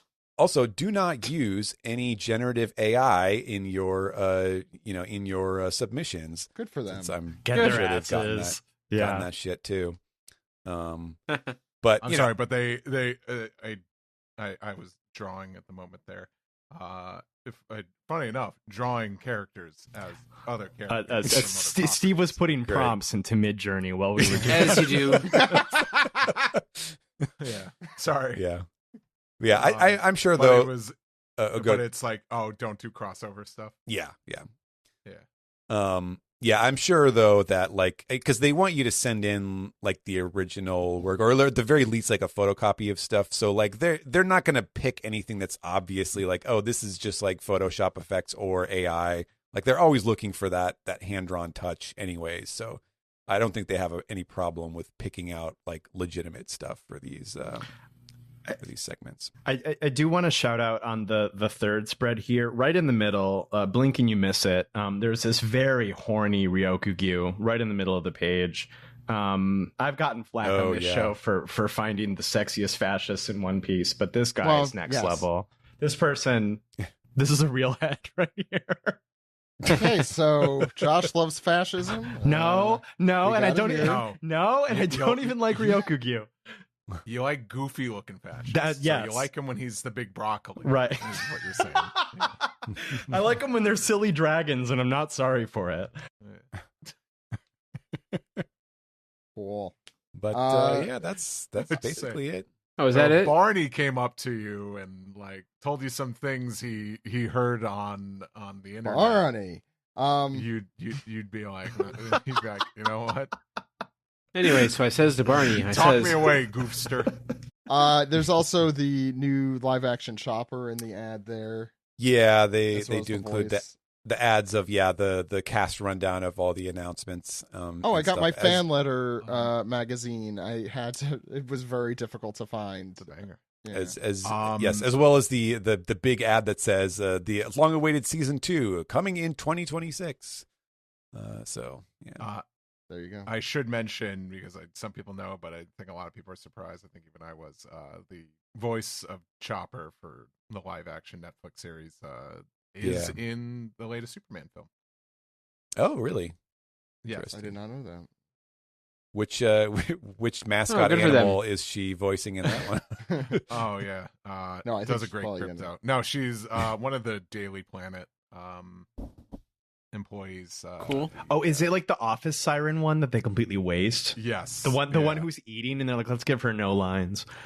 Yeah. Okay, yeah, I was gonna say like this is very like Japan, like Seiyu style thing too, where they have this glamour shot of her in this ad where it's a complete smoke show, like just a total babe, and like, oh, we're not even using that. She's just doing the voice of Chopper. It is very funny to see this like very sexy looking headshot of someone who's not appearing in the show.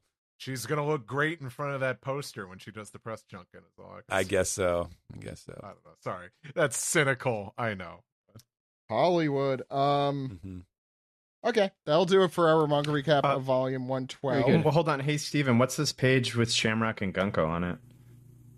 Oh, that's right. I forgot that I included that. Yes, I did want to mention as far as the content of the volume, as usual, almost all of it is very minor in stuff like what was it? I think like maybe in one page, like little Ronya's dress like pattern was fixed because it looked a different way in a previous chapter or something like that.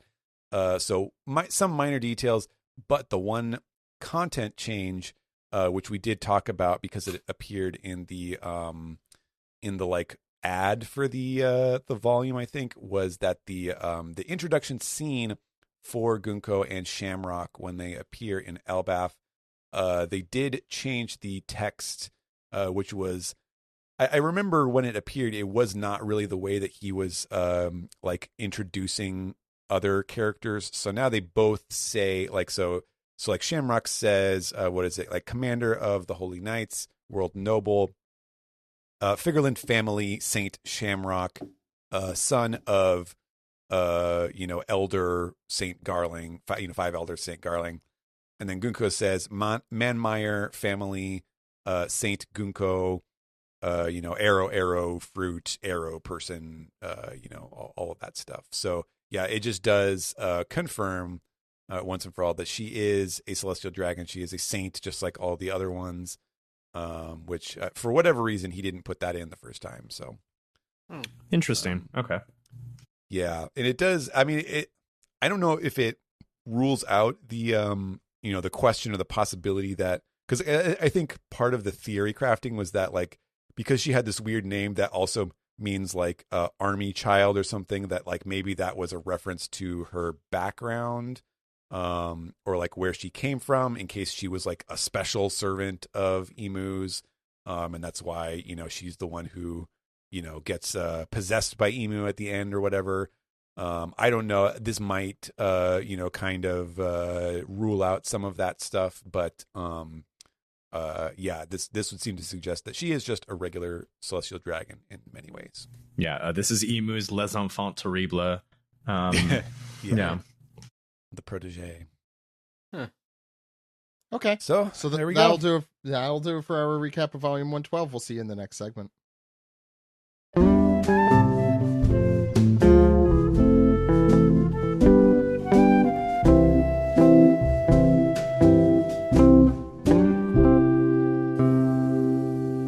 This has been the One Piece Podcast 878 for July 28th, 2025. Again, a happy birthday to Ed, who had to take off.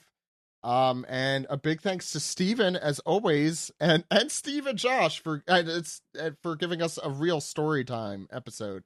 I guess Josh more for blaming Steve for not doing the most basic of things when he doesn't get his card.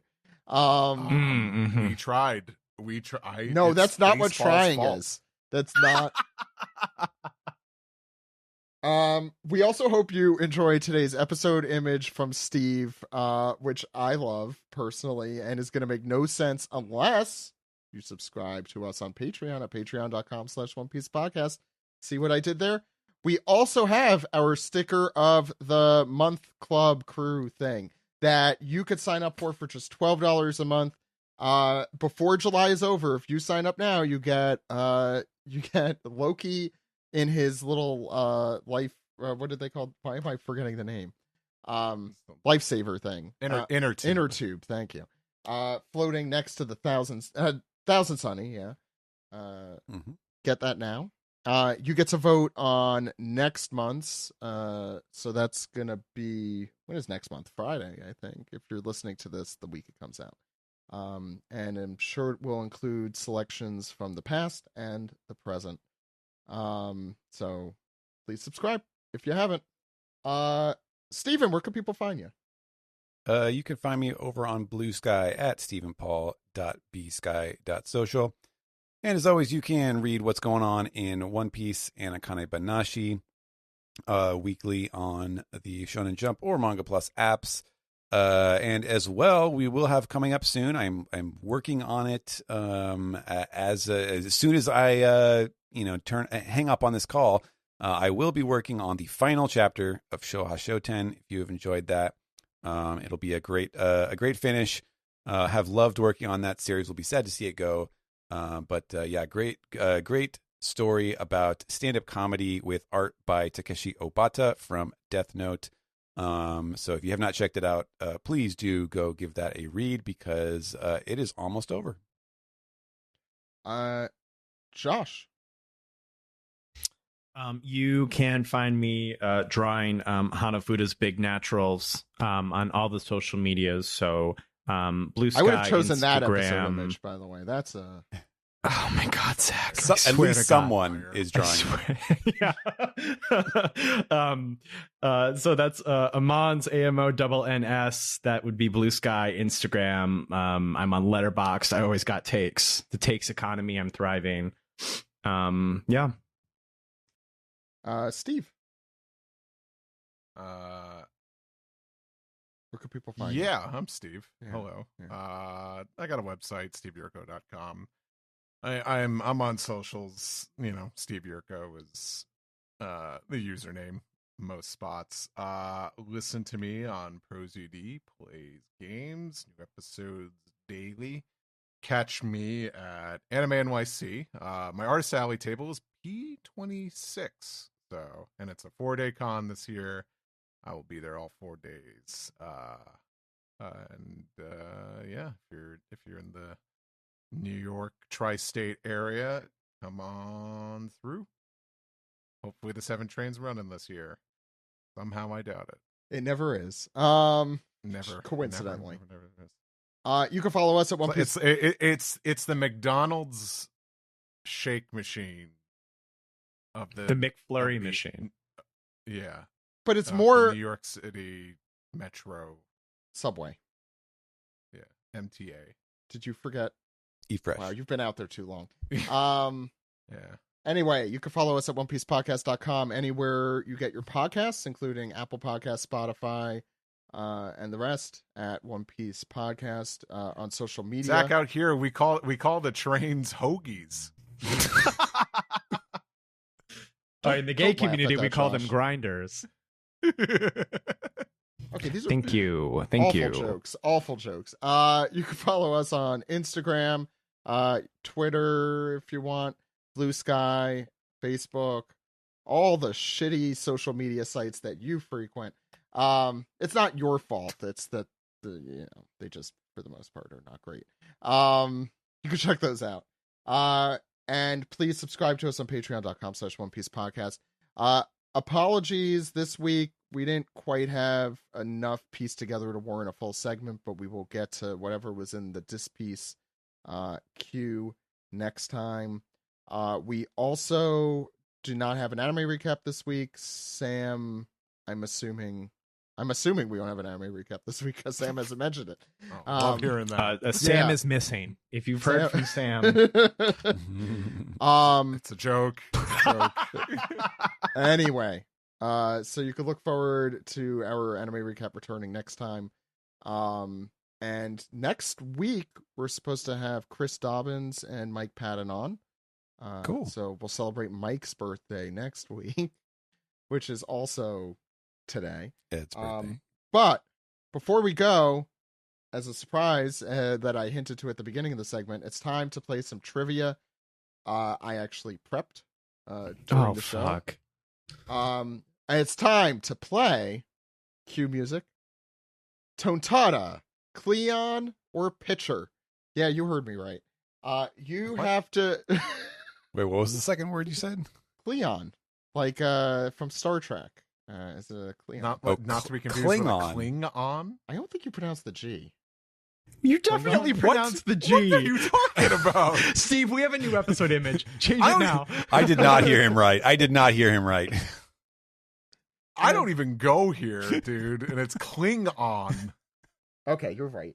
I don't pronounce anything right. Oh my though, god. So, yeah, I'm making a fool of myself as a Star Trek fan in particular. God.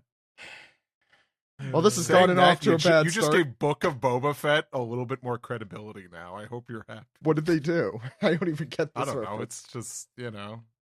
Are the Trekkies and the Star Wars fans still fighting? No. How long have I been out? As a fan of both, no.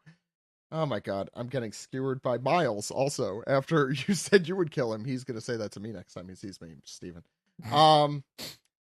Okay, you have to choose whether I randomize these. So you as a group could choose whether it's a Tontada, unless you want to do them individually, a Klingon, or Dodgers pitcher. That's just to rub salt into the wound of Steve Yurko. And that is currently on the pitching roster. All right, our first character, Mulberry. No, so they're all last names for those. Klingons are monogamous. Let's do it. Monomaniacal. Yeah, you know what I mean. And Totadas obviously don't have last names. Come on, what are we, idiots? Okay, so let's start. We could do one at a time. Steven, you want to go first? That's what I was hoping. Sure. Oh, we're doing individually. Oh, okay. Yeah, that's what I mean. Yeah, let's make this competitive since you all made fun of me. Steven. Deserved. I know it's deserved, but I still don't like it. Steven, Chicory. Chicory? Chicory. I think that's a Dodgers pitcher. That is a Tontada. Fuck. I should have the Tontada list up so I know. But they actually... I'm glad I didn't start talking shit because I was like, oh, this is going to be so easy. Yeah, it totally was. Where did my fucking list go? Oh, there it is. Not so prepared after all. No, I was prepared. Big if true. By the way, Chicory is... How do I describe Chicory? It's a female-looking one with a pink hat and a flower. And that's it. That's all. That's the only other identifying characteristic. A needle, but they all have those. Next one is for Steve. Kang. Kang. Yes. Tontada, Klingon, or Dodgers pitcher. Oh, it's weird because there's Kang and Kodos. Simpsons. They name a character after...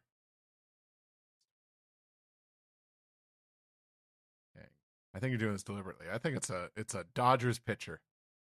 Nope. You were actually exactly correct. Kang and Kodos are both Star Trek characters. I believe Kodos is too. I might be wrong about that actually, since I've been wrong about other things today. Josh. So far 0 points on the board, Josh. You could change that. Remember, these are random. I did not pick the order for these, so don't expect any what do you call it? Reason to the rhyme. Galron. Tontada, Klingon, or Dodgers pitcher? Can I get a spelling on Galron? Gowron. Oh, Gowron.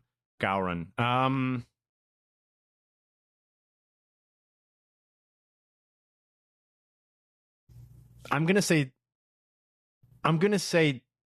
Tontada. That's a Klingon. That's actually, he is the head of the Klingon Empire through... I've never seen Star Trek.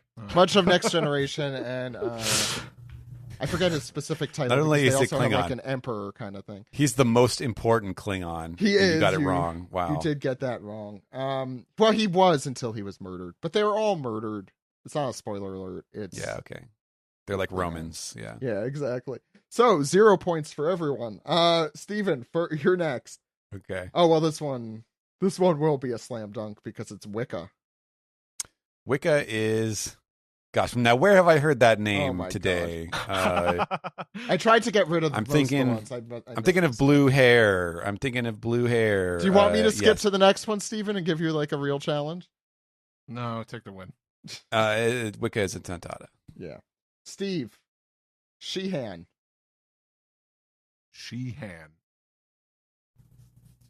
That's a baseball name. That's a pitcher. That's right. That's one of the pitchers. Yep.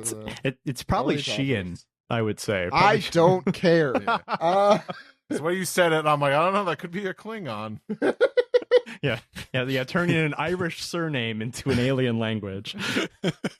Josh Diaz. Diaz. Diaz. Dodgers pitcher. Correct. Yes. You all got one on the board. So you had one difficult round and one good one. Steven, we'll do it until you guys get tired of it, which will bug you immediately. 2 hours later. Steven, Baxcon. I'm definitely mispronouncing Baxcon. Yeah, Baxcon is a Tontata. Yeah, good job. That one I did not know. I do remember that name. Yeah. Steve, who is also Steven, to be fair. Beyond is a Tontata. Correct. Josh, to stay tied with everyone. How the hell do you pronounce this? Treinen. Treinen? Treinan. Nen. Trainen. Yeah, language of origin. No. That would give the answer. Klingon, yeah. Trainen. I'm going to go Klingon. Nope. Dodgers pitcher. He's a Dodgers pitcher. Yeah, Treinen is his name. Yeah. What I know about the Dodgers is what I know about Star Trek. I did not know how to pronounce that. Yeah. That's crazy, Zach. Okay, Steven. It's time for Bobamba. Bobamba is also a Tontata. There you go. Steve. Pellini.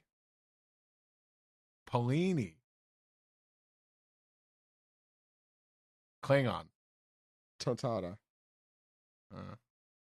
I believe somewhere. I'm trying to find him on my. Yeah, there he is. Okay, Josh. Kabu. Tontata. Correct. Yes. Also known as Cub. I was gonna say, I feel like we brought up Kabu earlier in the episode. Yeah. Sorry, I did the Japanesey one. Steven. You got that one, by the way, right, Josh? Yeah, yes. Absolutely. Steven. Now I'm skeptical. Yates. Yates is a Dodgers pitcher. Kirby Correct. Yates. Steve. I should get extra credit for saying his first name. Yeah, no, you don't. You actually lose a point. Okay, now I feel you're being vengeful. Is Steve grading this test? Dryer, which I'm also probably mispronouncing. Dreyer. Dreyer. Dryer. Like the ice cream. Yeah. Edie Dryer. I'm going to say that's a pitcher? Correct. What's the first name, Steven? Steven has an unfair advantage in that he translated the series the funny likes thing is baseball. Yeah, the funny thing is I'm actually at a handicap because the Dodgers have so many injured pitchers that there's a good chance that I don't know half of their pitchers. A lot of them are benched. Yeah. I saw like a good over a third, I'll say that. Yeah. Okay, wait, that was Steve. Josh. Next one, Betor. You can spell it, please. Betor. Klingon. Correct. There's an apostrophe there that I could have made it much easier. You didn't mention that. No, Interesting. Interesting. You guys see how he's setting me up to fail. I am. Okay, this one I'm also going to be mispronouncing, but Steven, you should know it. It's yours. Vesia. Alex Vesia is a Dodgers pitcher. There it is.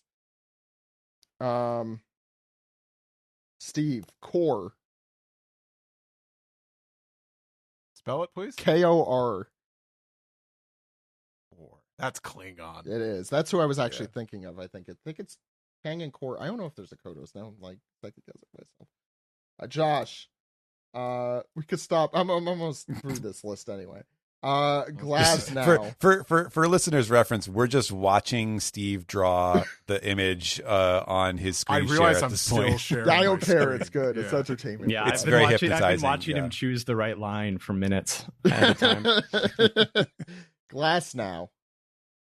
Is that spelled like Glasgow with an N? This is Steve, or no? This was you're right. This was went... Josh. Glass now with an Glasnow. I'm probably mispronouncing. Yeah, it is I a picture. have an empty window frame and I need glass. Call L. Okay. Bomba. This one is for Steven. For me, that's a Tentata. Yes. Wait. There's a Bomba and a Bobamba? Yes. Yeah, they're like the fucking dwarves in Lord of the Rings, where they all have goofy names that sound like each other. I did say Bobamba before, to be fair. Yes. Yeah. Mm-hmm. To be fair to whom? I'm not sure. Steve, Chow. How do you spell that? Chao. That's a real surname. It's got to be a baseball player. You say that, but I would not have chosen that, by the way. I'm going to say it's a Tontata. You're correct. Yes. Yeah. There you go, Josh. Yeah, nice try, Josh. Yeah, Josh. Yeah, damn me and my logic. Yeah. Okay, use logic for this one, Josh. Robleski. Roblesky.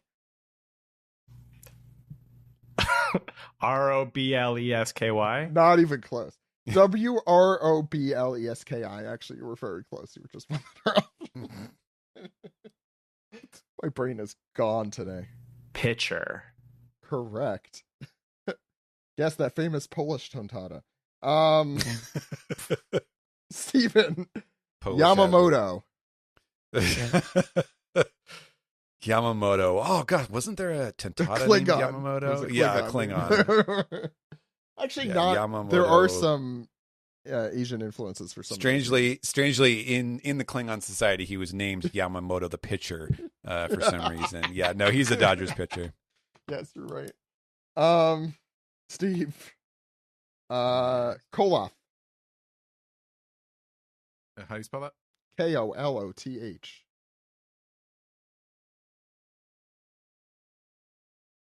Klingon. Correct. Josh. Mm-hmm. Lursa. Wursa. Lursa with Lursa. Oh, Lursa. Okay. A Klingon. Correct. I tried to choose Klingons. I actually know who they are, so I'm not just picking like some random ass name. Steven, Mauji. Mauji is Manchuri's old manservant, Tontata. Mm-hmm. That was too much information. If there's three things I don't know, it's One Piece, athletes, I know, and Star Trek. Oh, Josh, I am well aware. Steve, sorry. Akon, Eikon, might be pronouncing it wrong. Eikon. Eikon.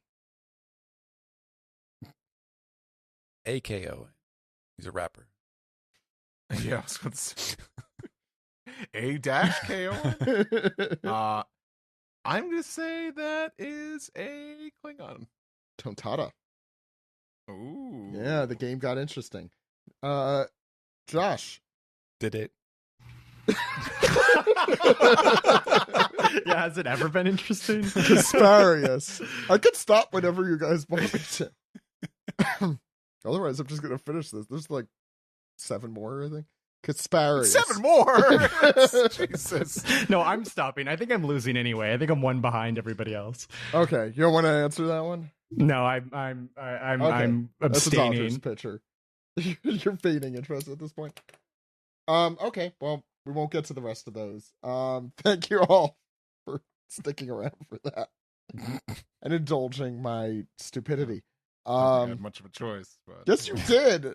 You could have just left. Sorry, I'm like giddy, kind of tired at this point. We'll see you next week for our recap of the next chapter. I think it's 1156. Steven, what could you tell us happens next week in the manga? No clue. Oh, not even something fake? Hell yeah. Okay, fine. Thought we had Yeah. for a second. Yeah, I thought so too. I put him on the spot. He had no idea I was going to say it. Fuck. Yep. Vegapunk's big naturals. We're going to see him. Yeah. Woo!